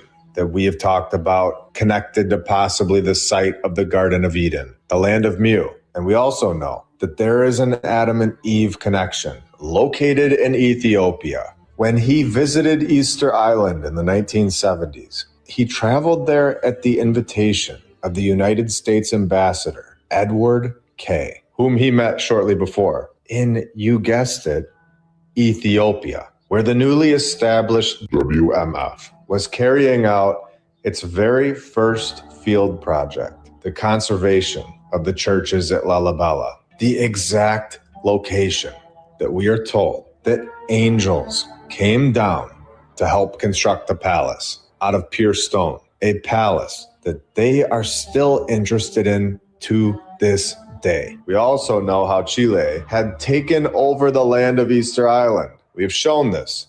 And yet again, we have another connection to this, all coming after Colonel Churchward's work, when he was told of the ancient tablets in the Indian temple about the land of Mu, telling us about Easter Island, when Corey had been the U.S. diplomatic representative in Ethiopia prior to his resignment to, you guessed it, Chile. This is when he contacted the founder of the group that we've been talking about all day today, and told him to come and see the country's extraordinary monuments. I just find it incredibly interesting that the place that we have found is possibly the Garden of Eden, is the one location that these founders are so interested in right off the bat, right after their founding date. It's the first thing they do is go to Easter Island and possibly the land of Mu. And then they go to Ethiopia, confirming in my mind that we are looking in the right spot. 100%. Still on their website, they give us a depiction of the size of these structures found at Easter Island in comparison to the size of a human today, where they go on to say, on the heads of some statues was a kind of cylinder that could weigh up to 11 tons, where they don't know what the purpose was. And they say where the significance of these is unclear, where the largest statue measures 21.6 meters in length, or 70.8 feet, and is still attached to the rock in the external quarries, with about 1,000 statues on the island. And we all remember that this site of Easter Island now holds a fire, where the fire causes irreparable damage to famous Moai statues on October 7th, 2022, coming just 3 months after the island was reopened to tourism, after 2 years of closure. So we have a group that is very interesting, to say the least, a group that says that they have conserved over 700 sites, which is different than the 500 that we saw from earlier, where it looks like they might have mixed their story up already and raised 300 million and over 400 million leverage from other agencies. A group that gives us a list of watch sites every 2 years and tells us the new 100 sites that need their help, starting this in August of 1995, with number 15 coming in marked as Chile, Easter Island. By 2000, it had moved up to 9th. A group that gives awards to champions of conservation. A list that has names that looks like they just gave themselves an award. They own the building that this fund is located in.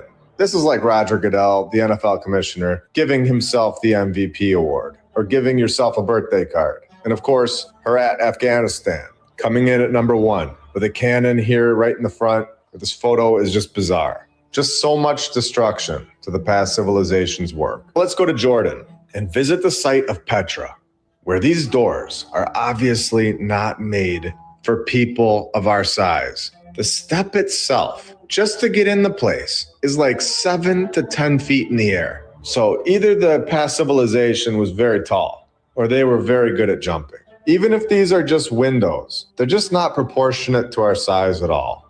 We have seen a lot of proof that there most likely were a much larger group of people here in the past. And this is just another example of this. This is a site that we are told was built possibly, maybe, it might have been, but we'll never know, possibly, according to the mainstream, as early as the 5th century BC. You know, anywhere from 2,222 to 2,321 years ago. They've got this date pinned down, maybe. Described as one of the most precious cultural properties of man's cultural heritage. In 2007, Petra was voted one of the new 7 wonders of the world, with 1.1 million people visiting it in 2019 alone, where yet again, you can see that there is so much more to this place than just a wall. Once again, in my opinion, of course, looking like a larger structure and simply melted around it,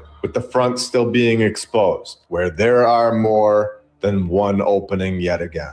The exact same thing that we saw in the Indian caves. We can see how advanced the previous civilization really was. This is incredible to look at. I can't even imagine going there. There is clear melting here. You can even see in the background that that was an old world palace that is now melted.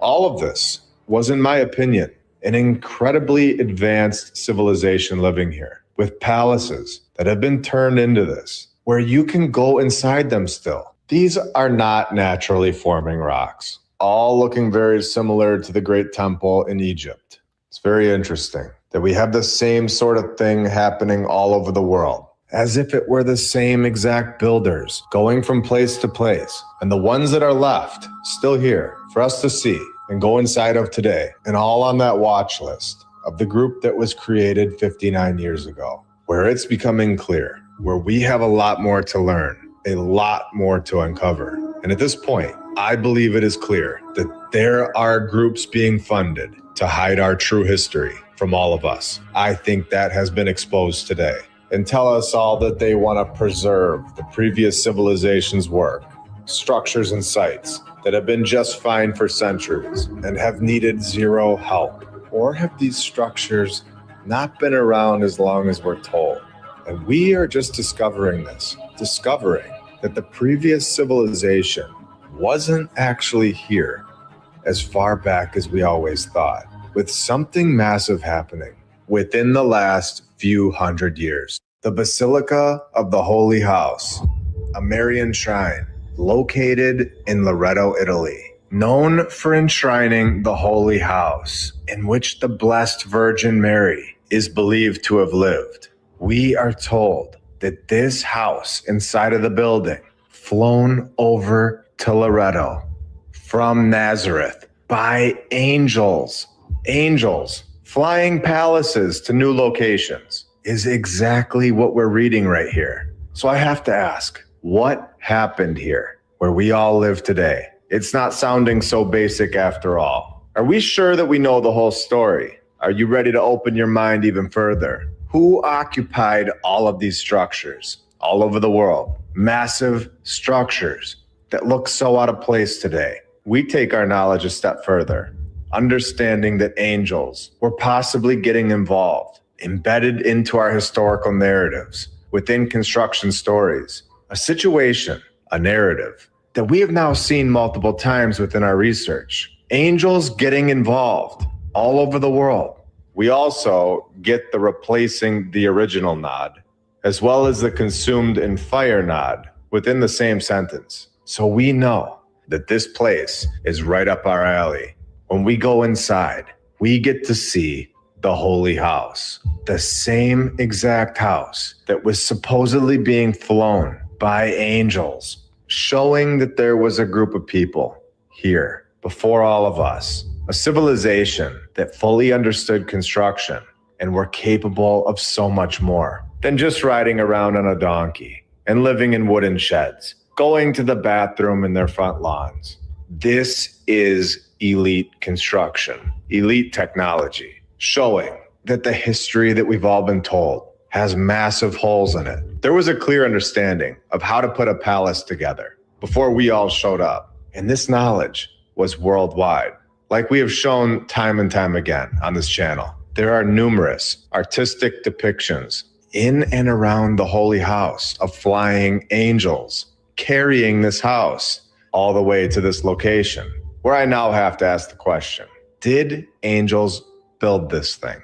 We have seen this before in Lalibela, where they got more than a little help from angels, where they came in on the night shift and helped to complete churches. Again, this is the house that Mary, the mother of Jesus, is believed to have lived in. And I think I've said this a lot in the past, but there's always some that need me to say it again.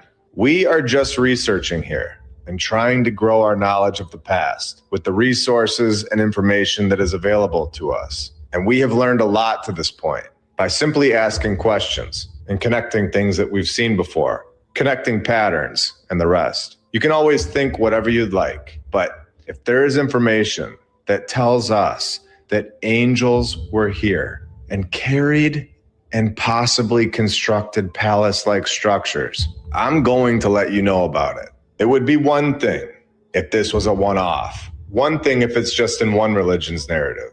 The thing is it's everywhere. Angels being involved in constructing palaces would be shocking.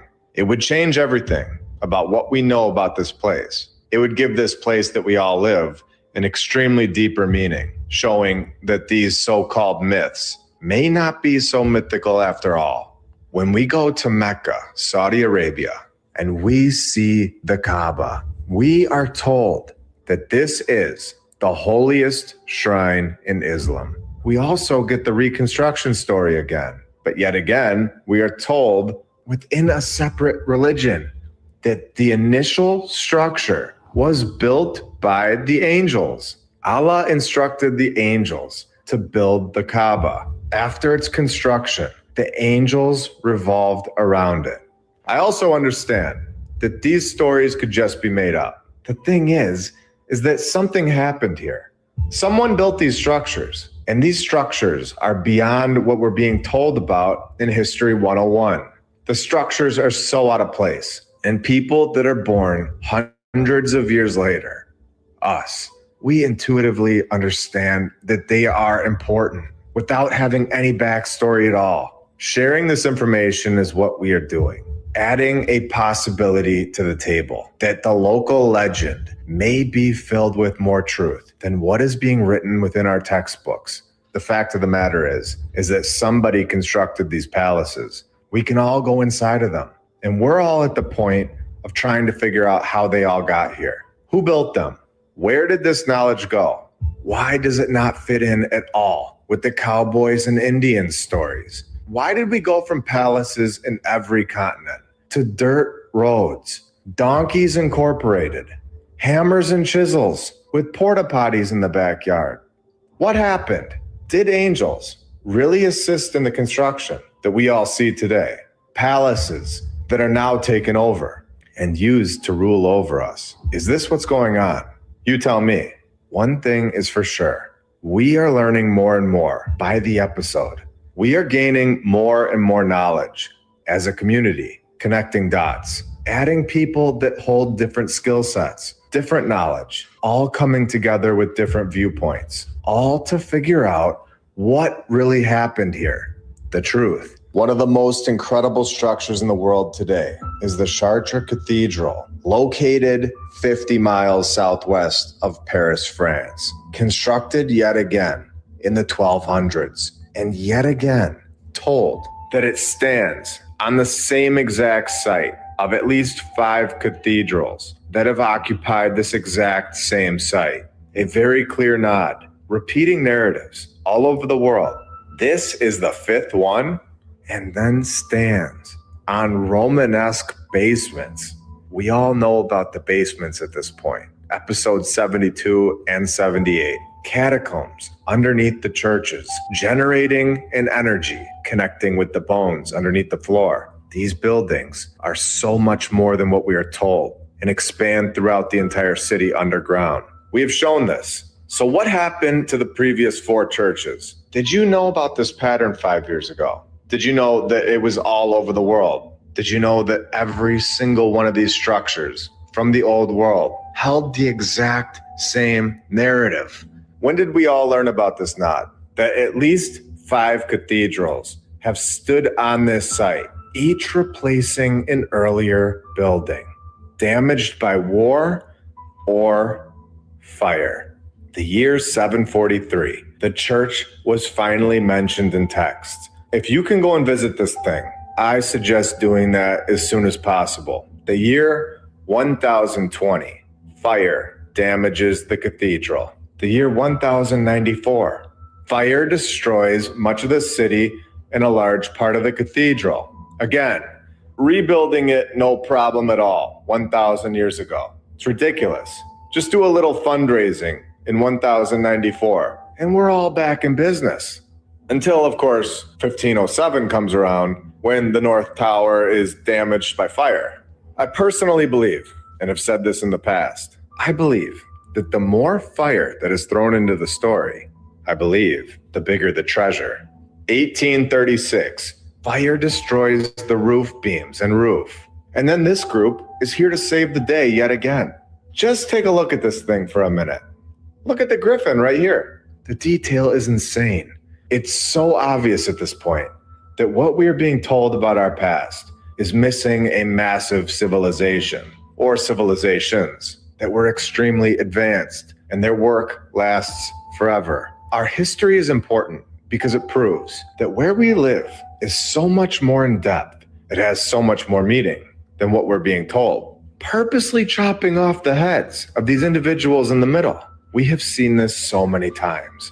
Hiding what people used to look like, in my opinion.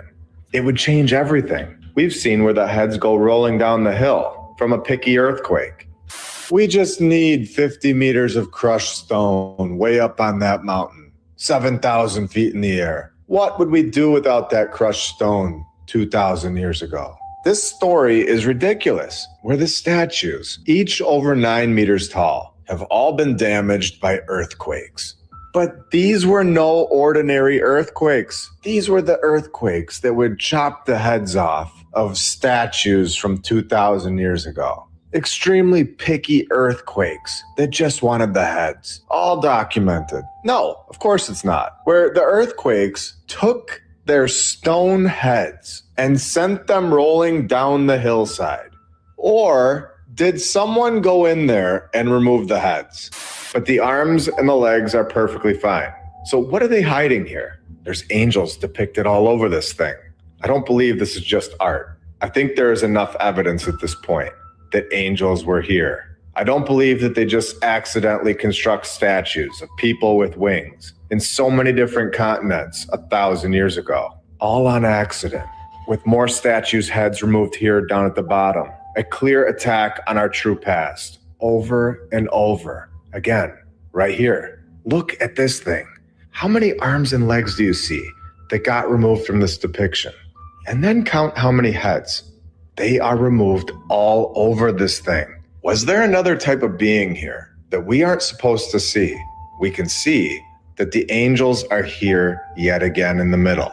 I do see a hand chopped off here in the center, where you have to ask, was he holding something of significance? Because the guy next to him is holding a box. So it seems like they both might have been holding something. And then the entire group down here got their heads taken. So there's something to this for sure. 1, 2, 3, 4, 5, 6, 7, 8. 8 heads on the right. And then 1, 2, 3, 4, 5, 6, 7, 8, 9 on the left. Is this by accident? I don't believe so. In the middle here, above the building structure, his head is also gone. This is so odd in my opinion. This is something that we definitely need to keep in mind for the future. Or if you're going to one of these buildings, something to look for. The first row of people here, all the way around the center, they are all angels. Every single one of them are angels. There's like 30 angels depicted here. All by mistake? I don't believe that's a mistake one bit. This is incredible. If you see anything of significance that I'm missing, please let me know in the comments. incredibly detailed construction that lasts forever, all from the old world, and is now in our world, a place that we can all go and see. This was being constructed 1,000 years ago with multiple reconstruction projects. Getting it fixed up, no problem at all. Just a little bowling alley fundraiser gets you back on track. And then we're all told that we are evolving and advancing. Could you imagine? All right, everybody, we've done a lot of evolving and advancing lately. In fact, it's been 1,000 years. So we're going to put one of these together in Memphis, Tennessee. Memphis, a palace is on the way. Could you imagine? No, I couldn't imagine, which is showing that we're not evolving and we're not advancing. But this happened all the time before we all got here. There is no progressing going on. Clearly, we are going backwards. And I believe that this is all by design. We are given technology back. Technology that has all been here before. This place that we all live seems like it had things here. Things that don't look like us at all. We've seen it over and over again. Whether it was from text or statues, like we have all over this structure. There are so many depictions of people with faces that are on their stomach, individuals with horns, horses that fly. And I gotta be honest with you, I have no idea where we are or what has been here. The further that I go into this research, the more that we find. At this point, I personally have to look at this structure. I have to trust what it's depicting more than what someone wrote 25 years ago. The ones that constructed this were, in my opinion, depicting what they knew about the world that they lived in.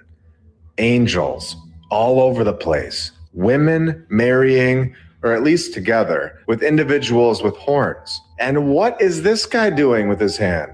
I think I've seen that gesture before. And then we get a floor pattern inside.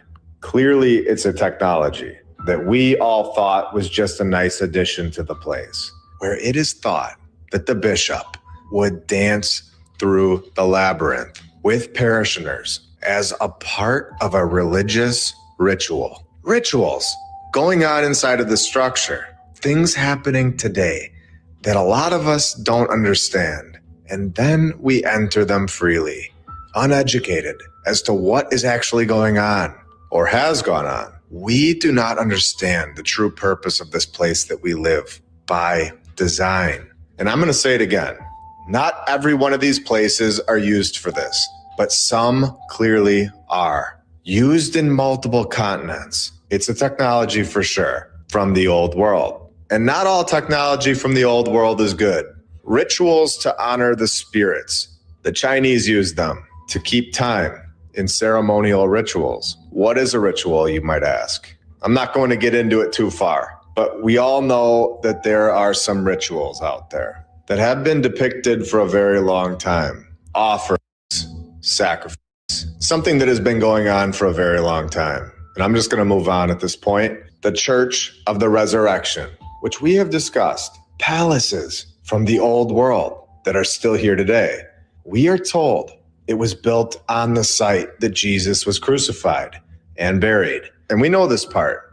We've talked about it. But did we know that some stories suggest that angels appeared to Constantine the Great's mother, St. Helena, and guided her to the site where the church was to be built? And then we're told that the angels are just symbolic. Right. Yet another account of angels getting involved. And I want to know your opinion, because I want to know at this point, is it more believable that a guy with no power tools built this? Or is it possible that there may have been assistance, like we are being told and shown through depictions right on the buildings? The Santiago de Compostela Arch Cathedral Basilica, located in Spain. It is said to have been built with the help of angels, according to local legend, not History 101 written by Steve the Know-It-All in the front row. Of course, no offense to all the Steves out there. The Apostle St. James, his remains were yet again transported to the site by angels. Later, when the cathedral was being built over his tomb, angels just like we have shown over and over, believed to have provided assistance to the previous civilization, the old world. Yet again, providing assistance to the workers to construct a palace-like structure that lasts forever. And yet again, has depictions of those angels all over it on the outside of the building as well as the inside. Are you ready to go back into the catacombs? Just like we have seen every single time, the location of this chapel is in the historic center of Naples, Italy. The alchemist's chamber, or chamber of secrets, descending underground beneath the chapel yet again. We find 2 human skulls, and this is just the beginning. It's clearly symbolic for what is possibly behind that drywall, looking very different from the original plan, where half of the descendants would be placed above and then half beneath the main level of the chapel for reasons that are unknown. Now, I want everybody to understand that this is most likely a bunch of nonsense. And I say this because we have seen this so many times all over the world, where millions of bones are placed underneath these places of worship. They know exactly why they're there. Telling us reasons are unknown. This is telling us a lie. And we know this now. The prince is also most likely a fictional character, a fictional backstory as to why there are bones underneath this chapel, right in the middle of Naples, Italy. This place is also home to marble statues that are clearly not carved by hammers and chisels. We are told that these were carved in 1753, portraying Christ deposed after crucifixion, covered by a transparent veil, just chiseling marble perfectly in 1753, and then going home to his wooden shed, freezing in winters, no indoor plumbing, just relieving himself in a pot. They didn't even have toilet paper yet, using whatever was available, using old rags, moss, leaves, or the good old trusty hand, as we're told. But we are told that this hand-wiping civilization was just next door chiseling marble veils. So clearly somebody is lying. And here we go. The entire chapel is filled with symbolism. The chamber is said to contain secret passages, hidden rooms, and I guarantee that there are networks of tunnels, massive catacombs, all connecting to this central point, this location, this chapel. Some of these symbols inside the structure include the glory of heaven, a triangle that hides meanings that must be read in an alchemical Masonic way. The triangle signifies alchemically or sulfur, and of course, fire, where they have more angel and dragon depictions inside.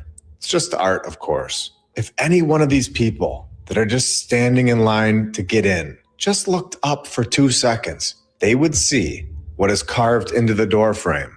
This place, in my opinion, without a doubt, is a massive network of catacombs located right below their feet. Hidden rooms, secret passages, skulls on their front door, symbolism all over the place here. Let's take this up a notch and go even deeper. Staying in Italy, more specifically, Rome, we have the Our Lady of the Conception of the Capuchins, a Roman Catholic church. It is the first Roman church dedicated to the Immaculate Conception. Looking very nice and peaceful inside the building. Nothing too crazy. Everything is just fine until you scroll down to the crypt section. And just like we found on this channel back in episode 72, part 1 of the catacombs, the crypt is located under the church. Every single time this is the case, holding the remains of thousands of people, thousands of bones right below the floor of this church. The crypt is divided into 5 chapels, lit only by dim natural light, seeping in through the cracks. The crypt walls are decorated with the remains in elaborate fashion. making this crypt a work of art. This is insane. Can you believe that this is going on under so many churches in so many countries, proving that this was a common practice? It was not just a clear space for the cemeteries. In my opinion, it was a ritual. And I say possibly, but I mean probably, still is today. Structures and buildings, knowledge of the past. Where did all these people go? Why didn't the great fires of the 1800s kill thousands of people? Inhaling smoke would have done this by itself, and we've shown this. What if these great fires did? Or what if they were already gone and placed into geometric patterns? A previous civilization placed right under all of our feet, unaware that they were all under our feet, under the places of worship until now. The crypt originated of a rich and creative cult for their dead. Great spiritual masters meditated and preached with a skull in their hand. Meditating with a skull in their hand under a church. What are we reading? What is going on here? I definitely was not taught about this in History 101 or 102 for that matter. With a bone-chilling message, a plaque right here in the center. In one of the chapels reads in 3 languages, "What you are now, all of us, we once were, the previous civilization. What we are now, the catacombs, dead skulls, being used as meditation, you shall be, all of us." Basically giving away their plan right here on this plaque and what they have done to the previous civilization, putting them under our feet, putting them in places of worship. Let's read this again. What you are now, we once were. What we are now, you shall be. Crazy that they put this right on the wall, telling us what the plan is, showing who those people are. I think this proves who they were and where the previous civilization really went. And it would be one thing if this was the only one in the world. But like we have shown now within episode 72, episode 78, and now episode 92, this is not even close to a once-off. It's in so many countries, and most of it is not open to the public, meaning that there are most likely so many more people that we're not told about or can see. We have seen this in Odessa. The catacombs are 1,600 miles long, a 3-level system, reaching a depth of 200 feet below the sea level, a massive network. Or the Paris catacombs. We are told that they are 174 miles long. However, only a small portion is open to the public, extending deep beneath the city streets, representing one of the largest grave sites in the world. So we don't know if they are bigger than 174 miles, but to suggest that they could fit a previous civilization, I mean, they definitely could. Now we're going to move to Poland. We have the Skull Chapel. There's nothing weird going on here at all. No skulls on the door, not a single symbol that would give anything away. Do you see anything odd about this picture? Am I missing anything?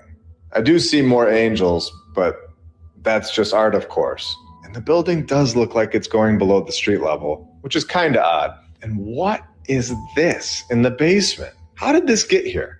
You know, if they found this underneath somebody's house today, I think we would all be a little skeptical. And I think it would get its own Netflix series. But as long as it's underneath a church, everything seems to check out and be just fine with everybody. Can we all wake up? At what point do we all say, that does seem a little odd. Maybe there is something weird about that. Maybe thousands of bones underneath the floors of all of these places of worship is a little odd. It is a little weird that my history teacher didn't tell me about this. It is a little odd that they are all put into geometric patterns. And I guess it is a little weird that they're holding skulls in their hand while practicing rituals all over the world in the basement. Anybody? A little odd? Yeah? Okay. and a nice no touching sign right here, in case anybody is insane and wants to do that. Ritualistic intentions, in my opinion, right beneath your feet, all over the world. Collecting the bones, cleaning them all up, and putting them under the chapel. The Sedlik Ossuary, Czech Republic. I told you we are just getting started, and I'm going to turn your reality upside down. I'm going to show you something that you will never unsee. The ossuary is estimated to contain skeletons of between 40,000 people and 70,000 people. And we know it is most likely more, whose bones have in many cases have been artistically arranged to form decorations and furnishings for the chapel. Tell me, at what point do you think that these people have your best interest in mind? At which point do you start thinking for yourself? Understand that what you've been told is planned. There was a previous civilization here, a civilization that was just like us, that was extremely advanced. They held the technology to create massive palaces all over the world. We have shown this. Masterpiece marble art that will be here forever. Again, all of this information is sitting right in front of your face. It's always been here. These places are real. We can all go and see them whenever we'd like. It's up to you to open your eyes and see the truth. I'm going to say it again. Imagine any other place in the world, a grocery store, somebody's house, a warehouse, a restaurant, a mall, anywhere else. Imagine that they had 40 to 70,000 people, bones, laid in artistic designs under their floors, holding skulls in their hand for meditation. What would we all think about that place? Why is this so acceptable? Because it's under a church. This is strategic. It's by design. The ossuary is among the most visited tourist attractions of the Czech Republic, drawing over 200,000 visitors annually, with chandeliers of bones containing at least one of every bone in the human body hangs from the center of the nave, with garlands of skulls draping the vault. Why is this a place that people are paying to visit? If I'm just being honest, they've done an incredible job manipulating the masses, telling us it will be us right on the wall one day. And we pay them to go look at the people that are now chandeliers. And they are so good at doing this that it's now somehow normalized. One of the most disgusting places in the world, in my opinion. Hundreds of thousands of us pay to go inside every year. Have we all lost our minds? We have shown that these things connect to schools, places of worship, hospitals. And then they put this kind of art in there. A decoration, apparently. Moving over to the Chapel of Bones. We are told it is one of the best known monuments in Évora, Portugal. Just a great attraction. A chapel located right next to the entrance of the Church of St. Francis. How did the Chapel of Bones get its name? Well, it gets its name because the interior walls are covered and decorated with human skulls and bones, of course, and a great place to spend your Saturday. Come on down. And then they need to make sure they put these glass barriers up so that nobody goes and touches the bones, because people just can't seem to help it. What is going on? Who would seriously pay to go in one of these, let alone go and touch the bones? Oh my gosh, if you could see me now, you would see that I'm looking at these people shaking my head. It's under the church though, so it's acceptable. No. Did you know that this was below our feet? Did you know how extensive this was? Did you know that it was worldwide? Did you know that this one holds an estimated 5,000 corpses to decorate the walls of the chapel? The bones just came from ordinary people, of course, arranged into a variety of patterns. Such a normal thing to do under a chapel. Not weird at all. Very normal thing for chapels to do. But if a convenience store starts taking ordinary people and arranging them into a variety of patterns, I don't think anybody's going to pay and take pictures. we're not going to get 200,000 people a year in a Walgreens basement. But the place of worship, not an issue, of course. No problem. At what point do we wake up? I'm going to go deeper. I was going to show you these photos that are down there, but then I read this sentence of what is underneath this chapel. So you can go look at the pictures for yourself. I'm not sharing it here. This basement, a place of worship, holds 2 corpses, one of which is this. And then people pay to go in there. And this is acceptable somehow. Written on the roof of this chapel is the phrase, "Better is the day of death than the day of birth." And we can now see who we are dealing with. A group that doesn't seem to enjoy our company. A group that seems to be fully in control of the masses. So much so that they think these places are payment worthy. The photos that are under this church, in my opinion, are disgusting. Understanding what is under our feet is incredibly important, and see what has been going on all of our lives. Places that are used as ritualistic practices, things that we are told right on their websites, holding skulls for meditation, bones of the past placed into artistic designs, decorations to make chandeliers, plaques that read that what we are now, they once were. What they are now, we shall be. If you were on the fence about this research before, unsure if there was a previous civilization that was wiped out, unsure if we are being given back technology from the past, thinking that the narrative that we're all told worldwide, thinking that it was giving you the full story. Are you still on the fence?